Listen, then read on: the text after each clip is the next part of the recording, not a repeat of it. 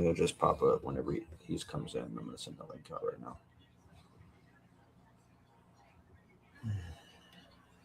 Man, always late, bro. What's good, BYL, man? Thank y'all for tuning in. Dane is here Dane is in here. before I even sent the link out. Dane just won $10 for being the first one in here. Send the cash app, Dane. Uh,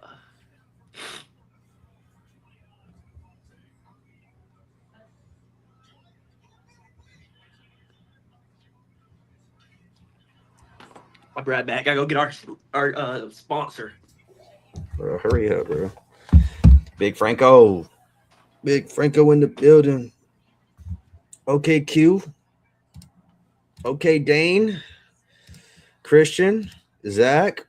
People starting to flood in. That's what I like to see. Young Savage.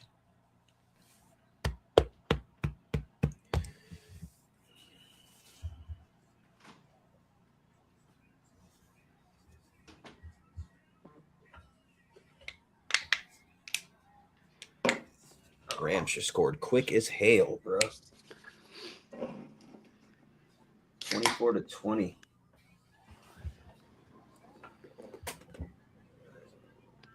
Come on, Sterling. Golly, bro.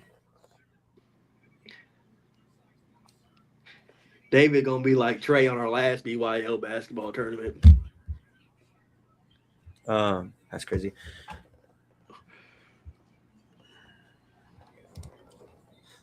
Limp Willers. You gonna be mad where I got you, Willie. I'm not gonna hold you. Really? You gonna be mad where I got him. I'm not very high on the Gators this season. Okay, West Side in here. That's what we like to see, man. This is the activity. That's what we like to see. The activity.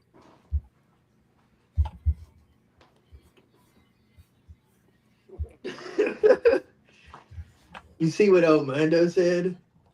So I don't care about rankings. Never have. Well, you need to. You need to care about these rankings. Bro, where's Sterling at? Because how you do one thing is how you do everything, really. If you don't care about the rankings, you don't care about shit. I don't know where Sterling's at, bro.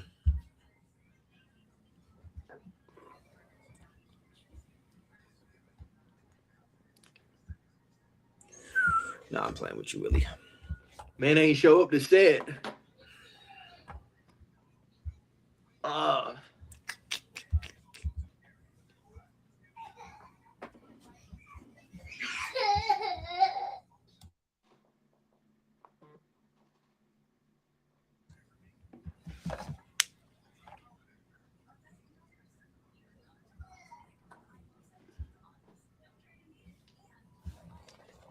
You know what the funny thing is, bro? I find it so fucking funny. We had 18 people react with the green check. I see 12 eyes in here. that's still a good amount, man. They're not a good amount, bro. There's Where's 32 Sterling users. at? I remember Steven messaged me to be on live, and it's been crickets. Scared of my rankings.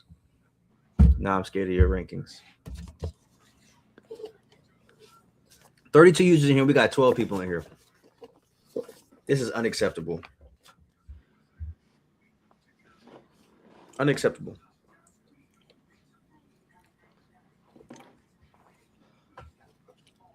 Bro, Sterling. Yeah, where's he at? You remember when we was on FaceTime and I said, bro, it's in 35, 45 minutes. He said, I know, bro. Nowhere to be found.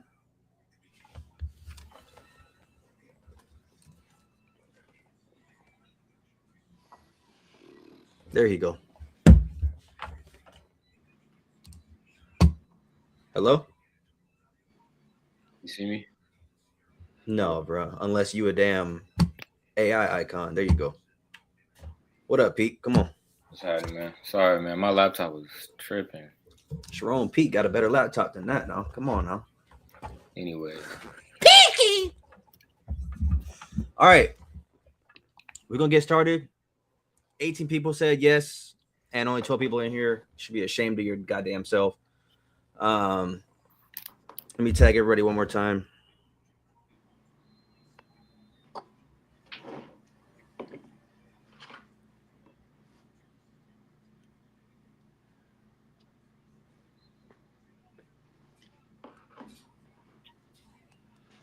All right, let's go ahead and get started though. All right. That's crazy. Are y'all ready? Yeah. Brandon, typically, I'm the one who speaks every time when we move to the next slide. You're trying. Now you're gonna be the one to Why give the your fuck do we keep no. coming up See, with these last minute changes, bro? no, bro. Because I'm tired of always having it, bro. Jesus. Stop rolling them damn eyes, bro. No. Bro, this man's so damn, bro. You so negative, bro. You so negative. Bro, why are we just now? We was on the phone for 5 hours a day total. Because you know what my dad always used to tell me, bro. Okay. You know he always used to tell me, bro. You Stick to the script. You That's gotta what he be said. comfortable being uncomfortable, bro. Okay, let's hear it. All right. So what do we do? Now we're going to 31? We're gonna go to 32, first of all. You already messing up. But you're just gonna give your 32 first, and then I'll give mine and Sterling will give his. So instead of me giving my number first. Oh, that's easy work. Exactly. So why are you crying, bro? We good. Come on, bro. 32, it was real easy for me. I had to coach fresh, and it only came down to the fact that he was just in his games. They got ugly quick, and they stayed ugly the entire time. Hold on 1 second, Josh. This is not preseason rankings. I forgot to update the title. My bad. It's week 5 rankings or whatever. It's because this says preseason. That's why. So that's my bad. It's season 7, week 5. My fault. Yeah. So I have fresh. Obviously, the last few users that you're going to run into between 29 and 32, they have an argument to go anywhere. But I feel like out of all the people that I was going over, it just seemed like the game just got out of hand way too fast. I mean, he was losing by 20 something to Boston College. He lost by 20 something to Minnesota. He hasn't been able to figure it out. Sterling, I'll go last every time, Sterling. Okay, yeah. So I got Iowa State here. Good to see Steve-O agrees with me. And I also don't know why my letters are small. It's gonna be like that in everyone. It wasn't like that in the damn thing, so I don't know why it's like that. So my fault, yo. Yeah. Yeah, it's funny because I was thinking about it and I was like, nah, there's no way I got Rashawn here. But just kind of looking at, 5 games and 4 losses isn't a good look. Somebody who we've always had high aspirations for, just to kind of take that next step. Somebody who was actually a playoff user his first year at Iowa State. Just seems like this year's kind of been a drag, just taking some rough L's. Even watching some of the recaps seem kind of rough. So I have him here at 32. Don't think he's 32 worst or the worst user in here, but just off the rankings, man. Nah, he's at 32. There's no if, ands, or buts about it. Rashawn, I'm sorry, bro. I love you, bro. But you having a bad season, my brother. There's no reason why your ass should be 1-4 and your 4 losses against all the users, bro. I'm looking at your right now, bro, and you lost to Baylor this week against another CPU, bro, by 20, bro. We gotta turn it around for his close games though. 1 point loss to Zach, 3 point loss to Minnesota. Vanderbilt played Minnesota and lost by 30 points. Okay, we'll see. He lost by 5 to Texas Tech. So, what's his record? 1-4. They all 1-4. Okay, now let me remind you. Being 1-4 and losing by 1 to Purdue, losing by 3 to Minnesota, losing by 6, getting blanked. I'm not even gonna say losing by the amount. Okay, getting blanked by Ohio State, then lose to Texas Tech, and I think the only win with Iowa, obviously a 9-point win against Iowa. It's a good win. It's a rivalry game, but it's a CPU. I mean, at this point, we're in season 7, bro. CPU shouldn't even I don't even count those damn near. It doesn't even matter, bro. Especially when you're a Power 4 team. People still getting got by the CPU.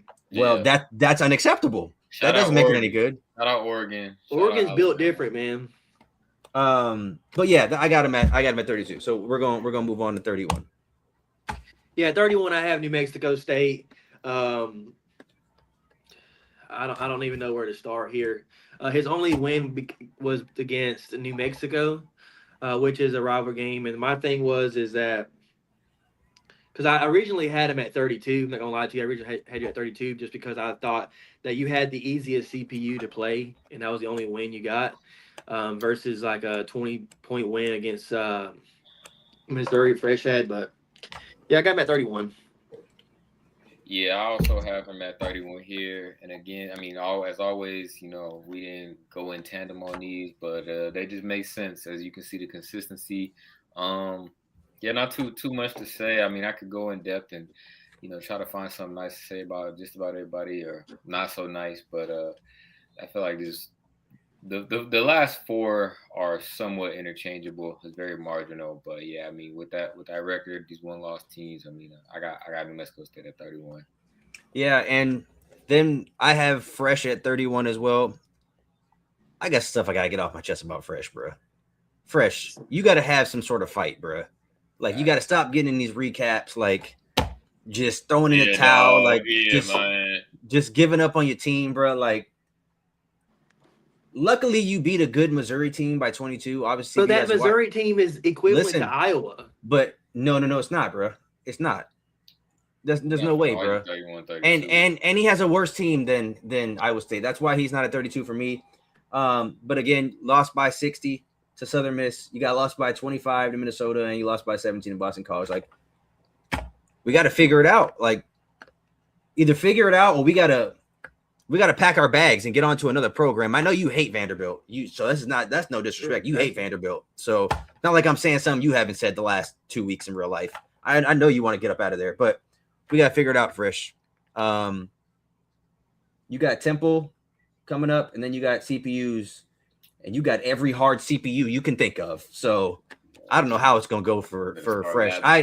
My hot take is there's going to be a new man in charge in Vanderbilt come season 8 or season 9, whatever season we're going into.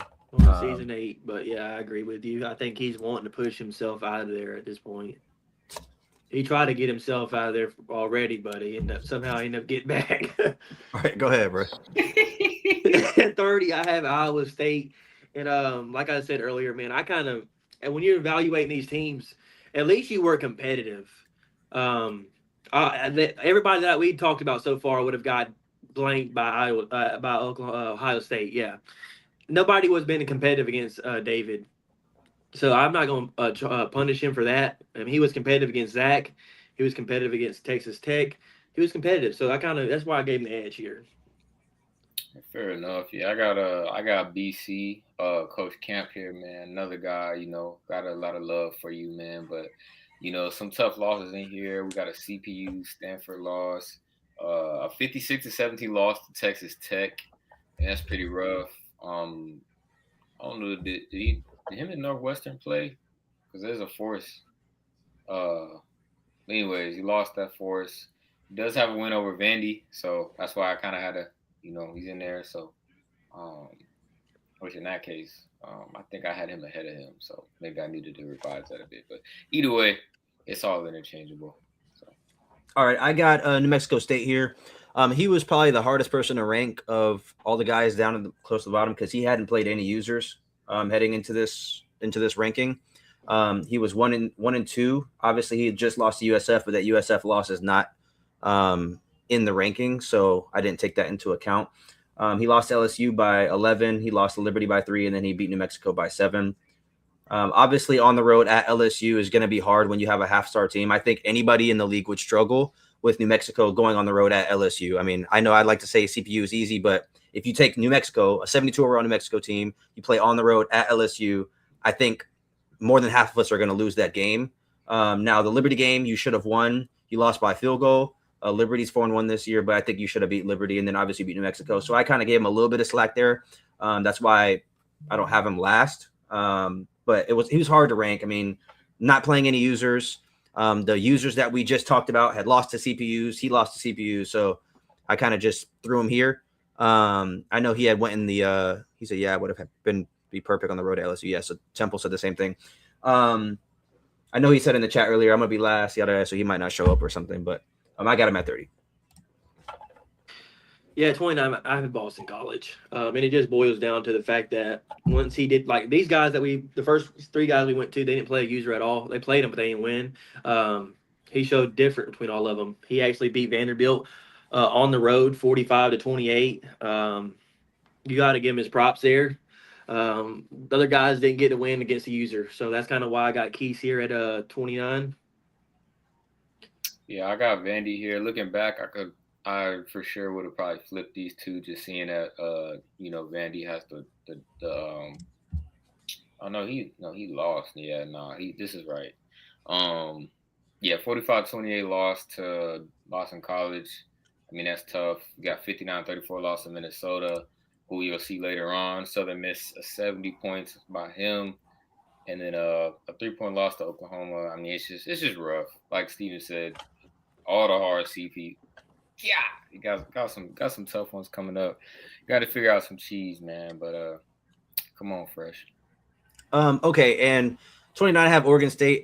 If we had to do a ranking on who is the most disappointing user this season, it's Mando, bro. It is Mando. I don't care what Really? nobody so far is Mando, bro. He has an 85 overall. The only reason why he's not last for me is because he had two very Crazy. two no listen Last? because he had two very close losses. He had a 2-point loss twice at Oregon and Georgia Southern, and he lost to USF. He didn't have his PlayStation against Georgia Southern. Okay, that's fair. That's fair. But his only win has come against a CPU Washington at home by 1 point.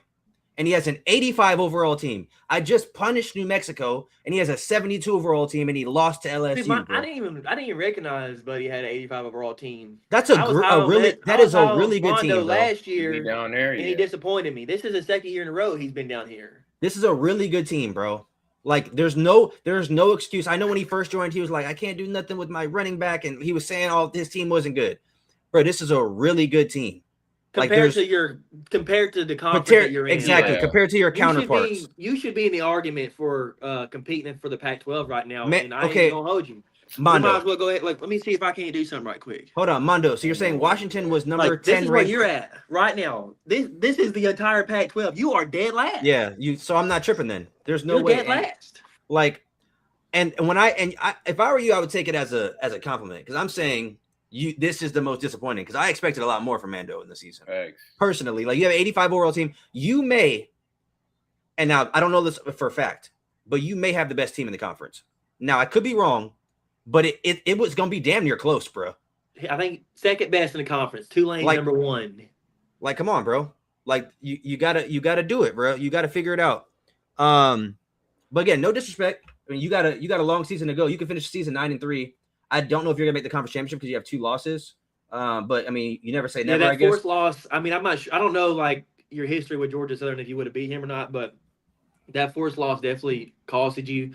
USF. We'll get to him later. He's played 6 user games in conference already, so I mean, you have a chance, but I think that fourth loss kind of hurt you. But I actually had 29. Pick it up, bro. Yeah, 28. I had Purdue. I watch a lot of Zach's games. He's not competitive. The only reason why he's not last is because Rice quit on accident and gave him a win. Or we be talking. He was down 50 points to Rice. Like, the dude wanted a 28-point spread to start the game off. The only reason why he's not competing for last place. Wait. He wasn't supposed to beat Rice? No, Rice was up 28-0. And then something happened. They restarted the game, and then Rice quit on accident, and it gave Zach the win. Like, Zach should. I thought y'all went in the chat and said not to do that. I told you, he still quit. That's on Rice.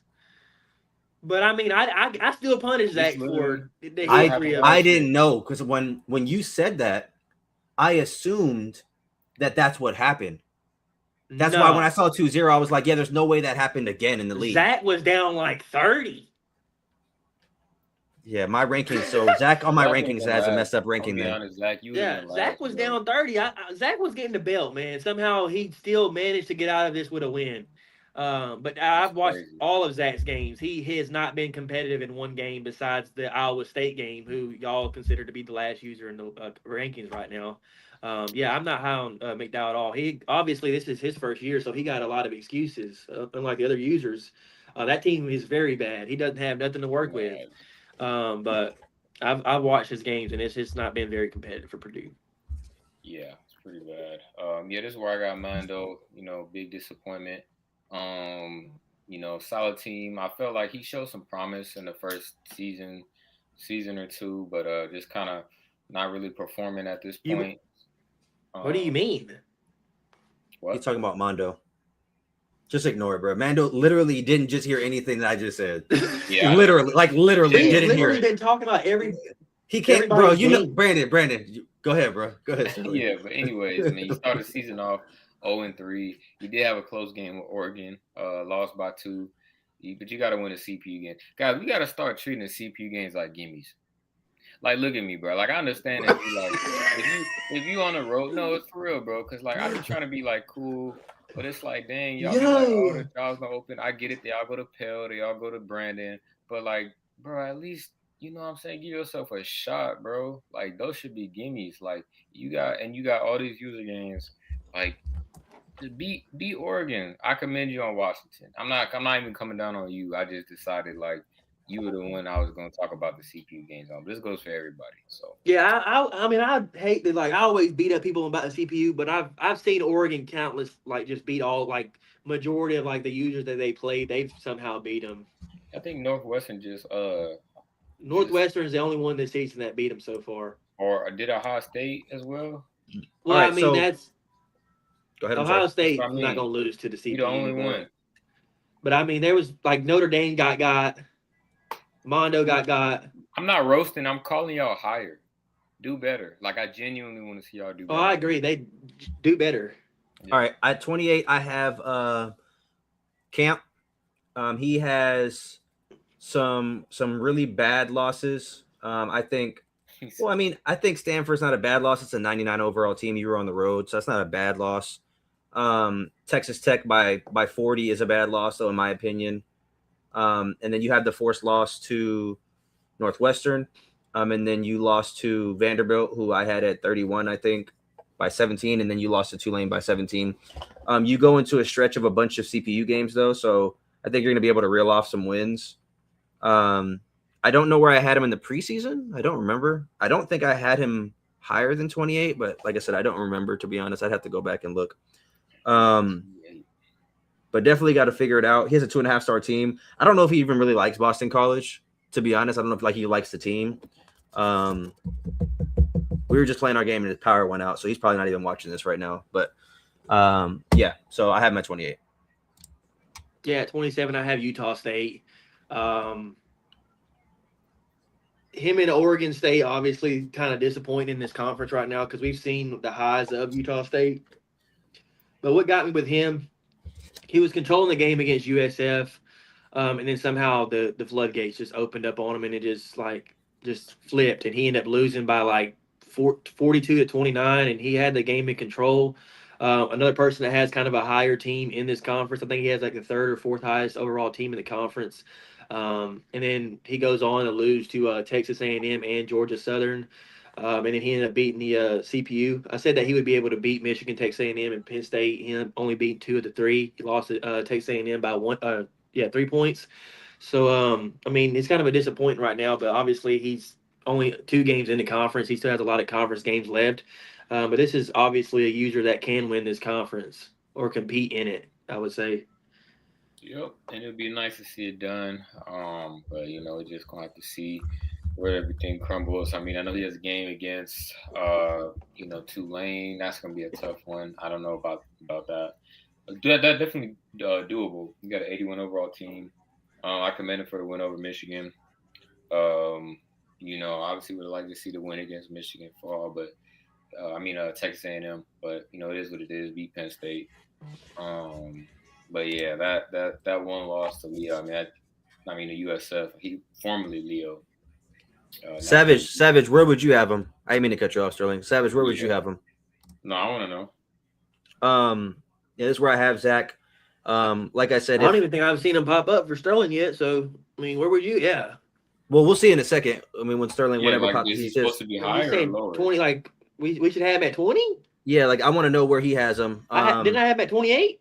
You had him at 28, I think, or 29, but his ass should have been 32. His ass should be in the back of the bus, to be honest with you, because I didn't know that he got the win over Rice when he wasn't supposed to. Bro, he was down. Bro, I tuned into the stream. Rice is running a 75-yard read option with his quarterback on Buddy to go up 35-0. So Zach is, in reality, is 1-4 with his only win coming by 1 point to, in my opinion, the last ranked user in the power rankings right now. Yeah, So like realistically, his ass could be at 31 right yeah, behind him. but I didn't do my due diligence. I looked at the box scores and I saw he got a win against Rice, but I didn't know 4 days ago, whenever this happened, Rice quit the game and Zach got the win by mistake. So I didn't know I that. mean, if y'all remember, I was like, Rice, don't quit the game. I saw that, but I didn't see you say like And then after like I somehow told you the not to quit. motherfucker still quits the game.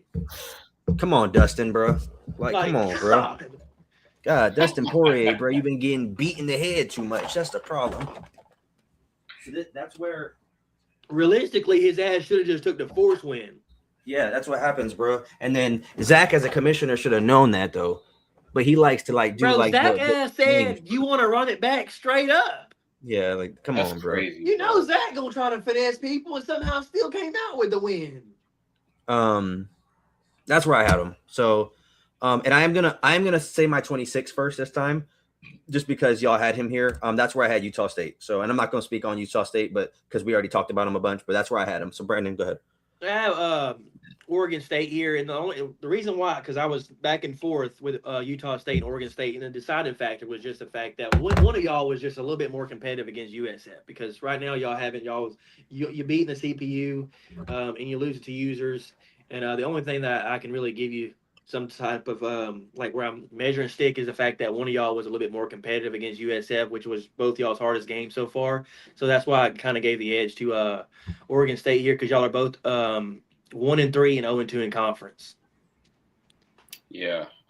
This is where I had Purdue, Zach. I mean, I played Zach, and Savage still ain't say where he had him either. Yeah, he might not have had a list. He'll come up with something. He might have had to turn his fucking system on and go see what the type of fucking shit Zach been putting out for us to watch. Hey, he came from the camp, so he gotta show some love, man. But yeah, man, school is savage. But yeah, I played him. The team is bad. The team's really bad. And I did not know about that game, about that situation. So sounds about Zach to try to finesse it like that. But yeah, I probably would have him at like 31. I probably would have had him at the last place, to be honest. But and then Brandon, go ahead and go again. Yeah, I got Georgia Southern right here. Kind of self-explanatory. I mean, he had a force win over Mondo. He's sitting at I want to say 2-3, and he played all of his games in conference right now. So it's kind of hard to. I know you'll see some other maybe like 2-3 teams later on down the road, but I mean, all his games is in conference. He kind of his season's almost over with at this point, because I don't think you'll see a situation where you see a 3-loss conference champion or somebody in the conference championship game. So that kind of sucks that he played conference users to kind of get his season going. But yeah, I mean, I got him at 25. Yeah, 25. I got Ark State. Big weeks. He's 3-1. His one loss is as a force to USF. I'm not sure what happened there. So it's kind of hard. He had some family stuff going on, so he had to get the force win away. Yeah, so it's hard to judge. I mean, I can say who I think would have won that game. He's got a decent team. 82 overall. But beat Florida State, beat a number 14 UCLA and UL Monroe, pretty convincingly. So it's kind of hard to judge, but that's kind of where I kind of had him, middle of the bottom of the middle kind. So 25, I got weeks. Yeah, 25, I have Virginia and Coach Ajami. I have him lowest out of everybody. This shit is unacceptable, bro. I'm looking at your schedule. This shit is unacceptable, bro. And that BYU game, bro, is the reason why you're 25 for me, bro. And I really hope Ajami's in here, bro, because Ajami knows I rock with him, bro. But, bro, there is no way in hell, bro, you are supposed to lose that game, bro. I'm gonna go on a limb here, bro. And y'all can say what you want. If Ajami wins that game, I don't think he loses both Florida and DeKalb game. I think that loss propelled him to lose those two damn games. Personally, that's what I think. Because I think if you beat Savage, you got all the momentum going into those two games. You lose, you're up. What was he up? 21 in the fourth quarter or something crazy like that. 42-21 or something. Yeah, he was up 21 at one point, but I think BYU ended up scoring 21 like he scored 21 in the fourth. One second. Let me respond to Willie for a second. Willie, I said I don't think he loses both of those games. I ain't say I didn't think he's gonna lose to you, bruh. God damn. Anyways, if he beats Savage, I think he can go 1-1 in that Florida and Cal game. I don't think he loses to an Xavier Jones, bruh. I don't think it happens, bro. Like I just don't see it. I don't think he loses. I agree with you there. I don't think if he beats BYU, I don't think he loses to Cal. And I think he could also compete. Like he lost by 30, bro, the next week after being up 21 on. We've seen Ajami and fucking Willie have some competitive games early on. Whenever it was at Nevada and App State, but I have no recollection of them ever playing. But they played like the first 3 seasons out or something like that. Yeah, I don't remember. But I will say, I think that kind of that's the reason why I got him at 25, bro. That shit killed me. I'm not arguing with you there. I mean, he could definitely be at 25. He's also, I'll get to Ajami when I get to him. Yeah, I can't wait to see it. I can't wait to see it. But go ahead. Is this me? Yeah, Arkansas State here. I got him here too. I ain't gonna lie, I kind of respect when I'm getting to these people like in the Pac-12. Like Sterling just went over. Like you kind of have to give Weeks his flowers because a lot of these people aren't winning against the CPU, and he is.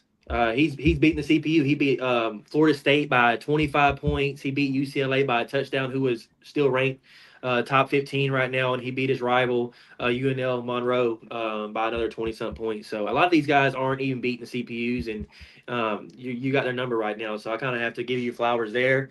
You just kind of have to finish the season out strong once you start getting into all those user games. And you have a pretty decent team right now. So, yeah, I got him at 24.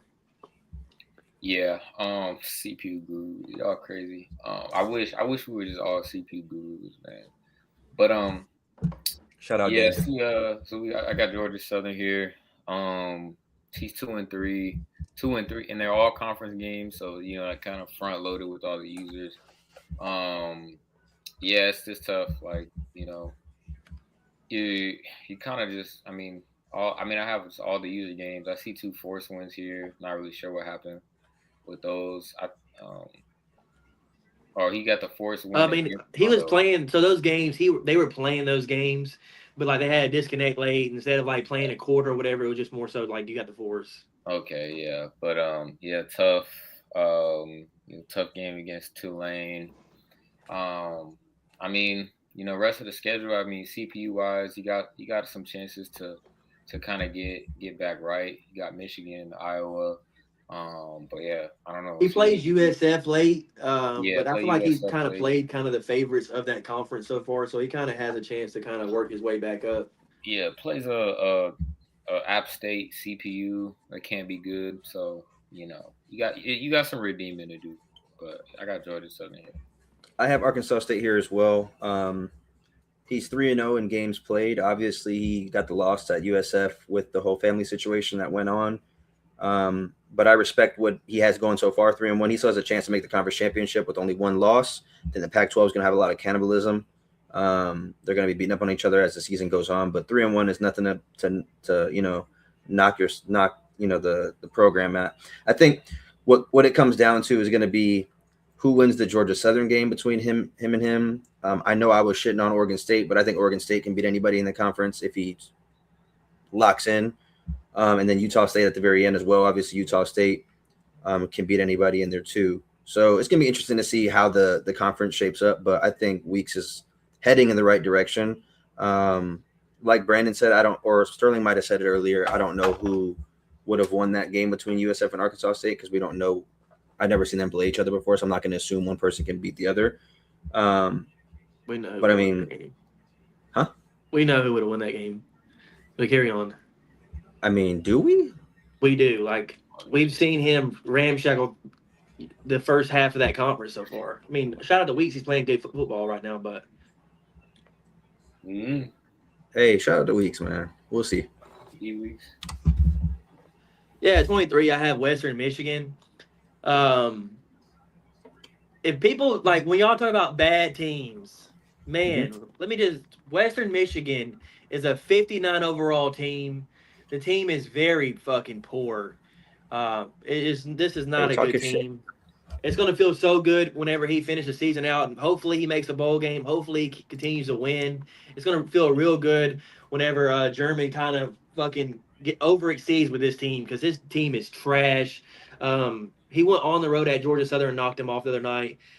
He beat the CPU TCU, and in his first game of the season with Western Michigan, he lost by 10 to Colorado on the road. So, and now he plays a 9-9 overall Stanford team. Don't let him win that game. Um, and then him and Weeks go at it, and we'll talk more about some things that we got exciting coming towards BYL. Y'all remember that game as we progress through the conversations. Yeah. Right here, I got my boy Dane. I might be the last of the Mohican when it comes to people that support him. Nah, it's not like that at all, bro. But Yes, the hell it is. hey, I rock with you. Team Dane, hashtag Team Dane, man. We got that 8-2 dub, man. But anyways, I mean the first three games was I wouldn't say a gauntlet, but I mean he lost all three of them pretty convincingly. To Virginia, North Texas, and Clemson. Um, I think the Virginia game I'd like to see him be a little more competitive with a 92 overall team. I have to look at the team because I don't just go off of overalls because I know how it could be. But his two wins are against CPU games. Luckily, they're in conference.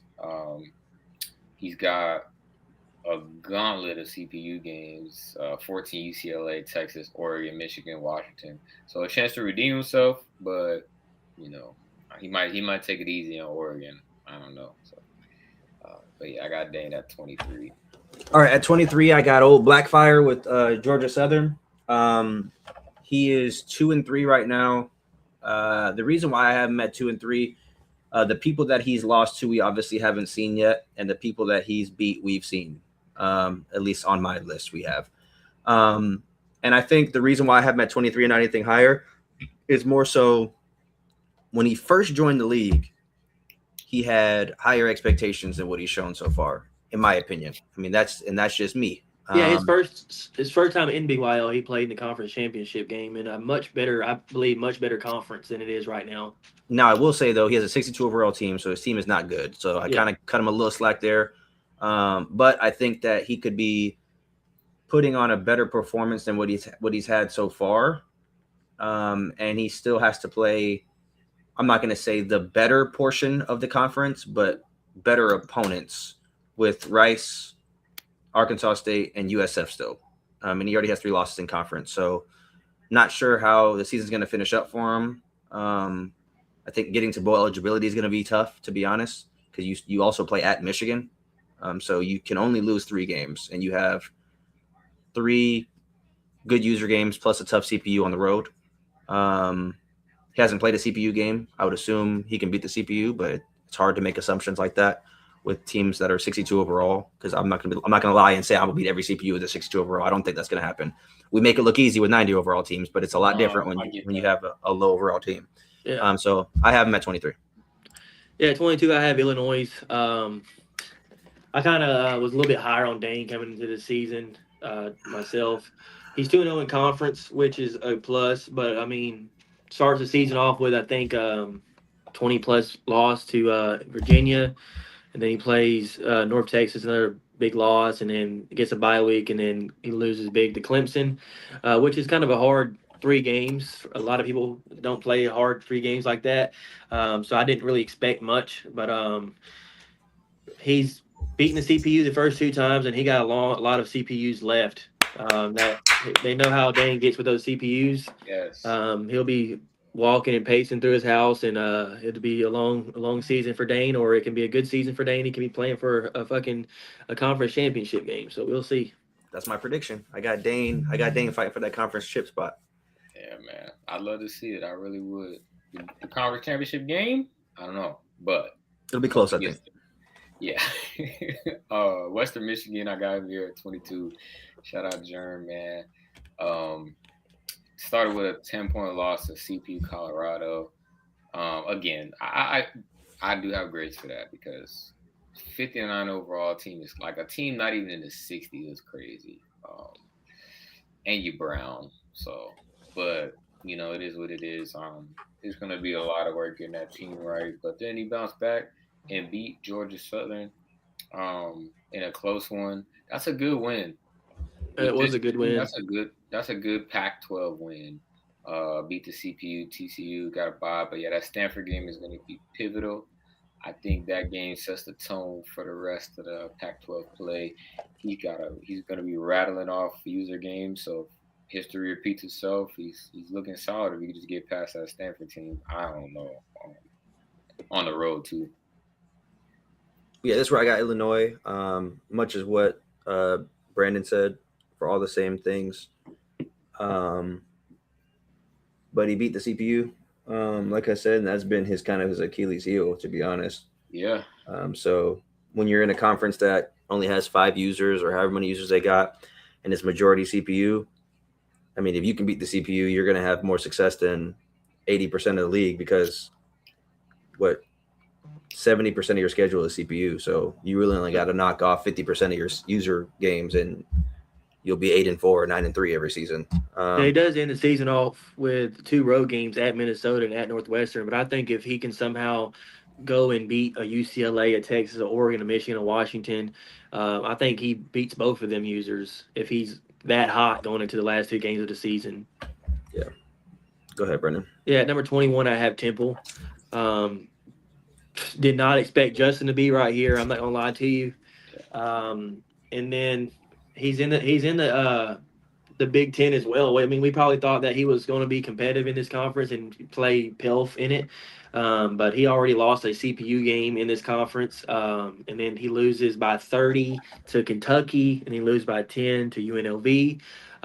Those are obviously two really hard games, game of the week type games, but that 30-point loss to Kentucky, and then obviously you lose to the CPU, kind of hurts you a little bit more. Didn't expect Justin to be right here, but I still think all he needs to do is just bounce back. I mean, I don't see him losing to the CPU a whole lot, but the way he plays, I can see like a crazy CPU kind of getting after him, but I don't think he has any of those type of CPUs left on his schedule. So I think he should win out, honestly. 9-3 type. yeah. Right here, I got Rice, and I mean he's currently on the game ranked 23. He's 2-1. He hasn't played a conference game. He beat Northwestern by a point. I mean, that's a great win. He's ranked up in Northwestern, ranked number 19. Beat a CPU USC by 10. Good job. And then obviously the debacle against Purdue. Literally 2-0. You know how it goes, man. You can't quit in that situation. But you win that game, which you were. I mean, you're up at least 4 or 5 spots. Just out of just being undefeated, being 3-0. Kind of Yeah. hard to rank outside of that, but I mean, you have a good win against Northwestern, but right back down just by the situation. We just have to go by the facts. But yeah, unfortunately, so I got Rice. Could be a lot different. Yeah, I agree. I think had Rice properly got out of that game with Zach and had a win here, he moves up for sure. You never But told us where you had him at, Savage. You saying it's interesting. You ain't saying yeah, nothing else. where's Zach on your list, bro? Like, but yeah, this is where I have Rice. Like I said, he should be 3-0 right now, heading into the Georgia Southern game, but he's not. Luckily, that wasn't a conference game because I want to see how he looks against Georgia Southern. Because this could be a guy that can win the conference. We never know. He's still 0-0 in conference, so we'll see. At number 20, I have Virginia. He could have been lower, like Steven had him.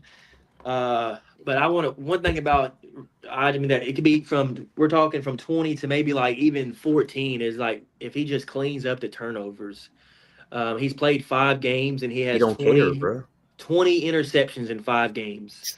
Bro, That he don't is, give a damn, bro. Like he literally said, bro, he was like, I'm not supposed to be here. yeah, Like, I mean, like, come on, bro. bro, you drop him back however many times.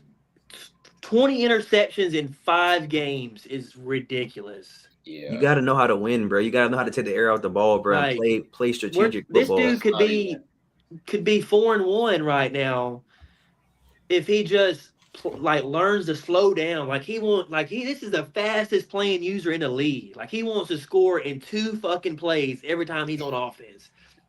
He runs more fucking deep shots, like 30+ route throws than any user in the league. Like this man, a drag route isn't even on his hot route board. This motherfucker's slinging that bitch 50, 60 yards every time he drops back. And if he just slows down a little bit, takes what the defense gives him, we're talking about a whole different Ajami right here. But I ain't gonna speak much. 20 interceptions is all I gotta say. Yeah, the worst thing you could have did was gave Ajami speed. You got Steven up here talking to him like he's a disappointed dad, bro. That shit pissed me, bro. Ajami, bro. No, I'm there, realistically, bro. Ajami should be in the playoffs every year, bro. I thought this was a breakout season. I thought, hey, like realistically, bro. Like, there's no reason why he shouldn't. He has the game and the knowledge to do it, but it's like situation like I said against Savage, bro. Like, he lost the game, then he was like chill, bro. Like, I wasn't supposed to win anyways. Like, bro, you were up 21, bro. Like him having a lead in that game was he won. Like he won just because he had a lead in that game, bro. Like, you had a chance to win. It ain't even what about like what 2 Chainz. Hey, like what 2 Chainz say? You woke up this morning, nigga. You winning? Hey, yeah, like. I mean, you could have still like that game wasn't a deciding factor for why I had you where I had you. It's just a fact of the stuff that you did during that game and like the other games that you played. Like every time you drop back, it's like touchdown or bust. I mean, it's a touchdown or pick with you. Like I wouldn't be surprised if your stats ain't Jameis numbers. Like he might have 20 touchdowns thrown and fucking 20 picks. Oh, Matt Stafford let his nuts drop. 2-yard scrabble for a first on 4th and 1. I hear you. All right, go ahead, Yeah, like I said, worst thing you could do was give Ajami speed. But here I got Temple, somebody Justin, obviously great user. This might be a hot take, or maybe I just see things differently. I played Justin about every season, so maybe I'm the most qualified to say this. But he kind of sometimes he knows how to control the game, but it feels similar to the Ajami thing to a lesser degree. Very just cavalier, very just like risk, boom or bust. I think that's what it is. It's very like my bad, David. With the play calling, has the potential to really compete in the Big Ten. Could the team gets right? Could really get it could have a good game with David, and who knows what happens. We've seen him have big upset wins before, but yeah, I like to see. I thought this year would be a little better. Maybe just going into the new conference is just a bit much right now. But yeah, I could see the same thing with the CPU game in the future. I don't know exactly who Justin plays going forward. I don't think he has another user game, but I could be wrong. Yeah, I mean, he's got Northwestern and Vandy. Those are very favorable. Oh, yeah, those two. I mean, I wouldn't say it's very, but, I mean, the Vandy game, yeah. But Northwestern, that would be a good game. It could go either way. That might be a WC game, you know what I'm saying? But more about that later. But, yeah, man. So I got Temple 1 and 3. It's hard to look at, man. I got love for Justin. Yeah. All right, Steve-O, come on. Hold up, bro. Man, Stafford and his Duffy right now. I got Western Michigan here. In my opinion, the biggest winner so far of the first 5 weeks of the season. 59 overall team. I don't know if that's the worst overall out of all the users. I would assume it is. Not even debatable. And he's 2-1. The one loss coming on the road at Colorado by 10. I give a little bit of slack there because that's his first game with his team. I want to see how he looks against Stanford, against a 99 overall team. If he wins that game. What's funny? That boy Josh says Steven got real cable. I mean, it's free. I mean, I'm streaming it. It's not like a cable box, but streaming it off of cable services. Yeah. But I think if he's able to beat Stanford, then that'll be really big for him. But yeah, I got him at 20. I don't know what else. All right, start off inside the top 20. I got Cal at 19, man. 4-point loss to Northwestern. That was a really good game. Then he beats Purdue handily. Like, that's another thing we're talking about here. Like, we saw Zach get manhandled by 20-plus points to fucking Cal. And then he goes and plays Alabama on the road. Obviously, that's probably a hard game. We even seen Kentucky play Alabama on the road last year in the playoffs and lose that game. And then he bounces back with a win at against Virginia, which is huge. And he's sitting at 3-2 right now and 2-0 in conference. Just need to see him clean up some of the mistakes. I feel like he had the Northwestern game. He could have won that game, not easily, but he had he put himself in the right situation to win that game, and he kind of let it go. And then we'd be talking about him only losing to a number 2 overall Alabama team right now. So I have him at 19.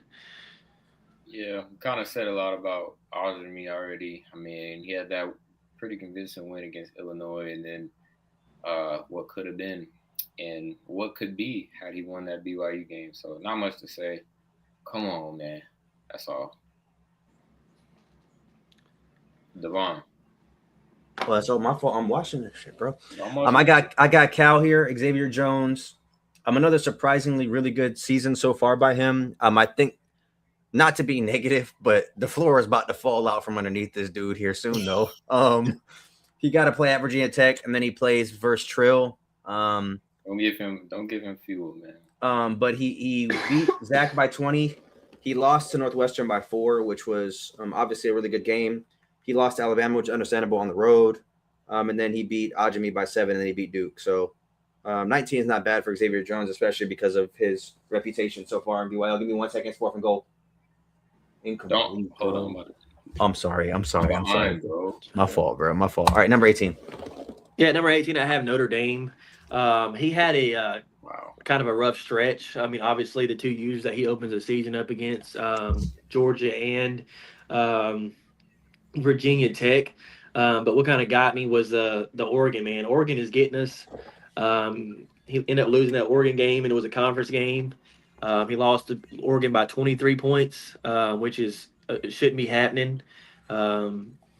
We all know he should have either beat Oregon. If you're going to lose to them, it can't be by 23 points. Hell, Mondo didn't even lose to them by that much. But yeah, that's kind of where I got him here. He has a very favorable schedule if he can just win out and beat the CPU. He does play Ohio State in Week 7, and that could probably kind of cost him his chance to play in the conference championship game if Dane continues to do his thing. But yeah, got him here at 19 or 18. Hey, don't put that on me, Christian. Don't put that on me, dog. No, I'm playing. But yeah, this is where I got Fredo. Fredo, I want to say, bro, you be coming for me, bro, but I really rock with you. Like, I really do, man. So, don't come all turned up when we play. Just be you, man. Just be you. But a 79 overall team, I know it's tough in the ACC. Good wins. Winning the game's supposed to. Obviously, the Alabama game's tough. Won't say too much about it. That's a swing game against Northwestern. But you got a bright future, man. Whatever you're doing, just keep doing it. I mean, you do have a tough goal coming up. But hey, man, who knows? You can shock the world, just not against me. I'll be right back. All right, I got Temple here. Obviously, for everything we already said, he has a 92 overall team. So I don't think the idea of once he gets the team together type of thing. I think he should be beating CPUs personally. I don't think USC is a 92 overall anymore in season 7. I don't think their play style is that much to where they give you problems either. Yeah, I think they're an 82. I think that should have been a winnable game. That puts him at 1-3. I don't think he loses to another CPU this season. I think he's going to lock in, and we can see him in the conference championship. So I got him at 18, which is, in my opinion, a little disappointing because Justin is a playoff national championship type of user. So I'm sure he'll turn around. At number 17, I have Northwestern. One thing about Northwestern, as we were going through a lot of the people around this area and below him, is that he was kind of the team to beat. He somehow played a lot of the users in this area, which is Rice ended up beating him. And then he kind of gets his shit together and has a good win against Cal to open up the season. He loses to Rice. He goes and plays Boston College. He gets that win, and then he loses by 3 to Texas Tech, and then he beat Oregon. Somehow he beat Oregon, and we just can't figure out how. I mean, I posted a picture the other day that UMass beat Oregon, but we can't figure out how to beat Oregon. Shout out to Northwestern for beating Oregon, and I have you at 17, brother. 4-2. You're muted, Sterling. Yeah, we got Christian here again. I said it in the chat. This man had a gauntlet to start the season. I mean, CPU Oregon on the road. I still think he should have won that. but that's it's all good. And then Georgia starting off, and then me at home. I mean, those are just tough games. But I think obviously losing to Oregon would have changed a lot of that. But I mean, you've been winning ever since against the CPU, so got to continue that, got to keep that going. Like the Ohio State game, that's very pivotal. If you can pull that off, man, you could turn this around. You get back into the playoff talks, possibly. I think it'd be really tough. But yeah, you just gotta take it one game at a time. I believe in you, man. I believe in you. 99 overall team, man. That's tough. 17, I got Northwestern. My bold take for this season is Northwestern's going to be a playoff team. I think I don't know if he'll make the conference championship with how the tiebreakers will work, because I don't think Ohio State's going to lose a conference game. And I think it's going to come down to him and Temple. That's the game it's going to come down to. Minnesota's also undefeated in conference. Haven't got to him yet, obviously on my list, so I haven't spoke on him yet. But I think Red Smith will beat Michigan and Washington coming up, and then I think they'll beat Iowa. I don't think he'll lose. I don't think he'll lose to a CPU. And then I think if he goes 2-1 in the Minnesota Temple Illinois 3 game, then he finishes 9-3. And I think if he's able to beat 2 top 25 teams over the next 3 weeks, he jumps into the top 12 or so, which will put him right around the top 12 heading into conference championship week. So he may not want to play in the conference championship depending on what happens with Ohio State in that Temple game. So I think Red Smith's going to be in the playoffs. I think he's going to sneak in the back door. And I think that'll be a huge turnaround. I don't think he's made the playoffs yet in BYL. And he's had a really good season so far. His losses have come by a total of 4 points against Texas Tech and Rice. And then obviously he beat Cal, he beat Boston College, and then he beat Oregon and UCLA this week. So shout out to Red Smith, man. He's having a really good season. That's a really hard rebuild, I should say, in the Big Ten, and he has him at 89 overall. I mean, this dude had one of the hardest teams to rebuild, and he was behind the 8 ball. He didn't get this team whenever other coaches that we talked about already got their team. So we've seen Cal be in the Power 4 before him. We've seen Vanderbilt be in the Power 4 before him. We've seen Iowa State be in the Power 4 before him. And there's probably some more in there that we named. Northwestern is a hard team to rebuild. They don't have a lot of pipelines, and this team is very bad. And he has this team rolling right now. So there should be no excuses. If Red Smith can do it, anybody can do it. Mm-hmm. All right, 16. Yeah, 16, I have Rice. Obviously, y'all didn't know the history behind him in Purdue's game, but I did punish him because he lost, but he also had the win at Northwestern, kind of why I gave him the edge in the rankings. He's winning right now, and the fact that he went brain dead 30 minutes or less after I told him don't quit, and somehow he still managed to quit the game and give him a loss, and it put him in this situation. Luckily for him, it wasn't a conference game, and he's still ranked top 25, and he hasn't played a single conference game yet. So he has everything's in front of him. This dude can still compete for a chance to win the conference championship game, chance to play in it, and he could be. I mean, he had a good win against Northwestern, which is a really good win. We talked about him a lot this season, and the end of last season. He can honestly try to steal a seed at the end. We've seen a couple of CPU G5 teams still in there. He could be one of those guys we talk about later on in the season to get in there. Yeah, right here I got West Side.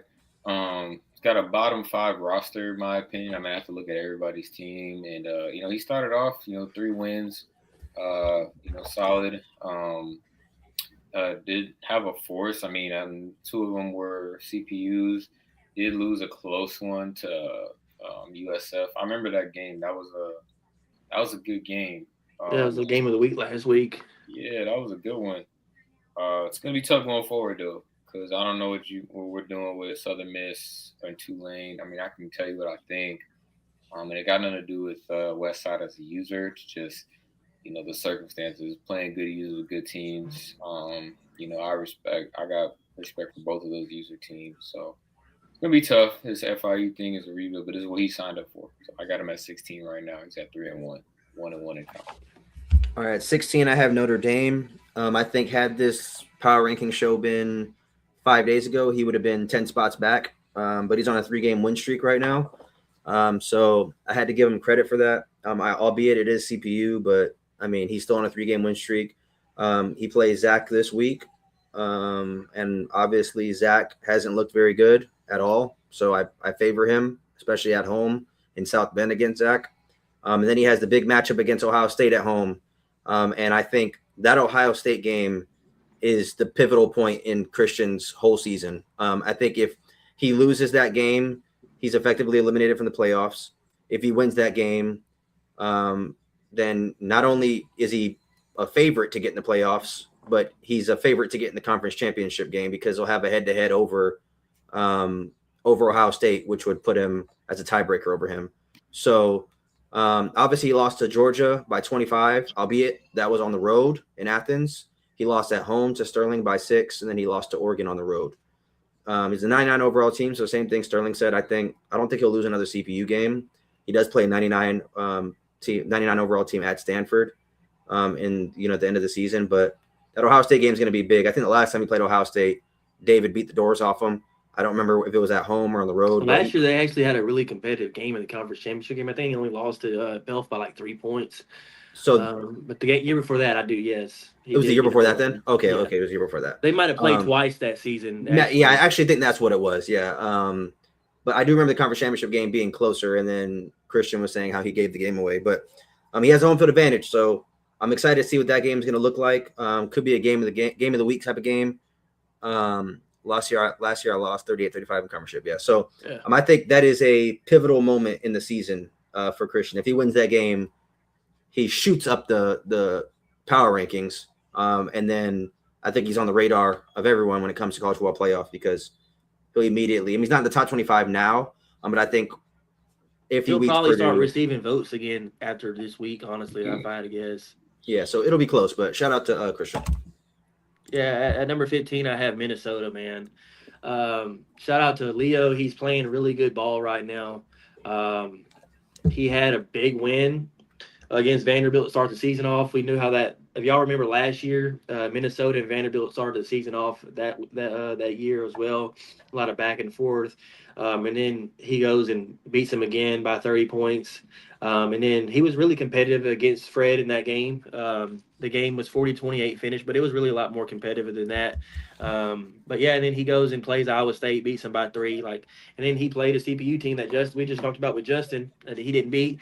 As long as Leo can continue beating the CPUs, he'll be in a situation where he can kind of get this Minnesota team rolling. He does play Northwestern Illinois. I don't think he will win those 2 games, but if he has a lot of momentum going into those games, I wouldn't be surprised if he didn't upset one of those 2 guys. But yeah, he's having a great season right now. 4-1, 2-0 in conference. I'm not gonna say we could be talking about Leo in the conference championship game, but we could be talking about Leo when it comes to like maybe 8 wins. So that's a real huge for him. And I'm excited to see what kind of the rest of his season looks like because he's starting off really strong. Yeah, love to see it. Another one love to see. My boy Red at 19. 15 in my ranking, but I'm looking at 19 on the game, which is big, man. Again, Northwestern got him at 2.5 stars, 89 overall team. I would like to see him beat that Texas Tech team, but I know that that's a good game. That's a good opponent who's also ranked ahead of him right now. Other than that, the Rice loss is tough, but like those are 2 games. He's lost by a total of 4 points. You could talk about him easily being undefeated right now. Had a few things going another way. So I'm high on Red. I honestly had no problem putting him a spot or 2 higher, but this is where I got him right now.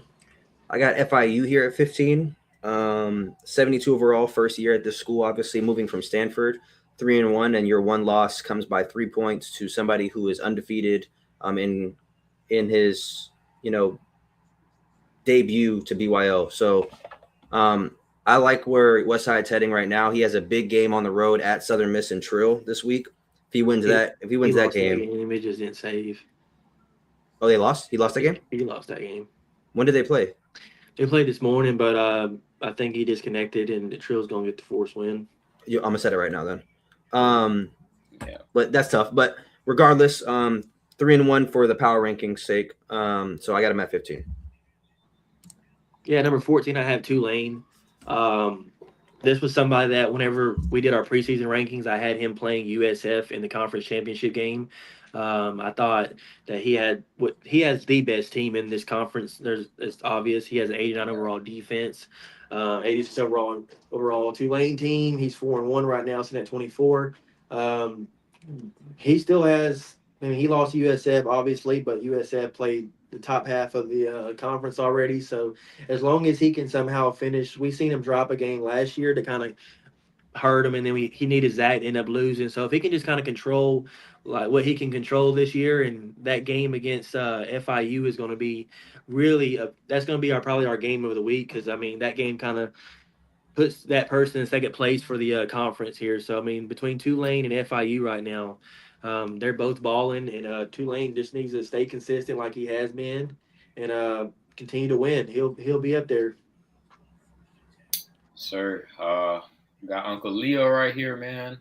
I'm always rooting. I root for all of y'all, but you know, some people it's a little different, man. When you just know you've been here since day one, you know where they how they came from. You know, I literally remember him in his first job, Miami of Ohio. You know, came in with the suit for the coach interview. So you got the boys 4-1 right now, undefeated in conference. Going to be interesting to just see how the rest of the year shakes out. Does have a game against Red Smith that is going to be pivotal. And hopefully he can just beat the CPUs. He also has a game against Oregon State, Coach Mondo. But That's the game of the week this week too as well. So he'll get a yeah, chance to man, play on that's a big TV. game. That's big for him. I mean, he's big for both of them. But he just I think after this he gets ranked. I think he'll get into the rankings. I don't know if he's receiving votes right now. I wouldn't be surprised if he wasn't, but he'll be at least receiving votes if he wins this game. But yeah, man. Yeah, I got Leo at 14. Seahawks just won. Wow. All right, 14. I got Tulane here as well for all the same things Brandon said. Two big wins against Auburn and Miami. Miami is like a 95 overall team, so I don't think they're going to get fired. But still, nonetheless, thank you for beating them because we need them to get fired. Auburn's 3-2 now. He has the big 28-point loss to USF, but then he beat Boston College by 17. He beat Georgia Southern by 9. So excited to see how season kind of shapes out. He still has Rice late in the year. He has Western Michigan late in the year. Weeks, FIU. So he has back-to-back buys. Hopefully he's able to keep the train rolling. Yeah, at number 13, this is where I have West Side, and I spent a lot of time on Mead and West Side in this one just because, like, they really didn't have their only thing that they had in common was that USF game, and I watched that USF FIU game. It was a really good game, Pac-12 after dark, and it just came down to the fact that how competitive that FIU game was with USF, and the fact that he made it competitive throughout the whole entire time. And then that game that Mead had with him kind of got ugly. So I like what FIU got going. If he can just somehow beat Tulane in 2 weeks, we could be talking about him being in possibly lead for that second. Right now, it's a race because I mean, they have 8 conference games, right, in the Pac-12, or is it 9? It's 9. Yeah, and he's already USF's already played 6. So I mean, I don't see a world where he loses um, 3 straight or 2 of the last 3. I just think that people are kind of racing for that second place right now because he's played 5 more than everybody in the conference. So if FIU can somehow beat Tulane, he could be in a really good spot to play in that conference championship game. Yeah, man. 13, so I got to take a break. I feel like this is a pretty respectable spot. Good to see Steven Hasmir too. Convincing win against Boston College to start the season. Good win against Northwestern. I mean, great win. Um, I know he was losing to Georgia, and then the connection went out. So I know it was a pretty big deficit there. I think he laid down for Coach Dion and company against Colorado. It's not unlikely, but lost by 1 point. Dude. You could literally be. I would have you in the top 10. If you're in here, I hope you're in here, Mike Jones. But tough schedule ahead. I mean, you got UNLV. Lock in for the CPU games, bro. You'll be straight, man. You'll be straight. But yeah, I got him at 13. Yeah, I have Texas Tech here as well. Um, I think if, like you said, I think if you'd have beat Colorado, it'd be a lot higher. The Colorado game wasn't on there. Oh well, I Oh guess yeah, not. I'm That's just why looking. I have. That's why you hadn't seen him. If he would have lost to Colorado on the rankings, I wouldn't even had Oh him in yeah, top 15. Be honest with you. Um, but yeah, I mean, I think the rest of the season obviously has UNLV and USF. If he can somehow win all these games, we're looking at a playoff user. Yeah, he's still Um, 7. Well, he won't be 17 next week because he just lost. But yeah, yeah, but interested to see how it shakes out. But shout out to Mike. yeah. At number 12, I have Southern Miss. He's starting off. I mean, this is where we're getting to the situations where a lot of us kind of played each other and kind of beat up on each other. He opens the season out against BYU, 7 point loss. He gets after Vanderbilt, and then he loses to North Texas. So right now, Trill's only really good win is Vanderbilt, and we've seen where Vanderbilt is. So right now he's 3-2. Obviously, it's Trill. He's 3-0 in conference. We probably see him that game against Florida at the end of the year might be a chance for to see who plays in that conference championship game. There are probably going to be 3 undefeated teams in the SEC again. So even if he beats Florida, Kentucky could probably make it. So because we don't play each other, nobody plays each other besides them two. But that loss to North Texas, feel like that was a game you probably should have won. And then obviously the BYU game, 7 point loss is a really good loss. But yeah, I mean, 99 overall team, really dominant. I mean, he almost has 1,000 yard rusher already through 5 games. I wouldn't be surprised if the Sim gave him another 90 yards rushing on the FIU team, and he's sitting at 6 games in with 1,000 yard rusher. He definitely has his identity. He just that North Texas game kind of hurt him. yeah. That's a tough one, man. And I know he was kicking himself for that one. I know he's kicking himself for the BYU one game as well. Respectable. He's doing what he's supposed to do. He's in the games. You know, Trill, you know I'm rooting for you. Just gotta finish. But great team. I think the schedule is very favorable. I don't see him losing to the CPU. I think the pivotal game is just going to be that Florida game at the end of the season, literally week 13. That's going to get some attention, most likely game of the week wise. I would imagine. You also got Cal remaining. Um, Trill's going to handle business. To be honest, I can see a world where he wins out, runs the table, makes it to the SEC championship. I got Minnesota here at 12. True, just a good story, man. That's like you could write a book about this. This is the Indiana of BYL, man. 82 overall team. 25-point win over Vandy, 3-point win over Iowa State, 10 over USC, and then 10 over Michigan State. The lone loss coming on the road at UNLV, who is undefeated and has yet to come out on any of our rankings. So far, I mean, I think he has a really good resume in my opinion. Obviously Vanderbilt and Iowa State are lower in the rankings, but he has 2 CPU wins as well, and then he has I'm not going to say if you could say a good loss, he has a good loss. He lost on the road by 12 to a team that is unblemished. I think this Oregon State game is big though. If he's able to beat Oregon State, I think he beats Indiana and Nebraska. We're looking at a 7-1, and a 5-0 or 7-1 and 4-0 in conference Minnesota team, who's probably in the top 15 at that point. And then he has 2 bye weeks heading into the last 4 games.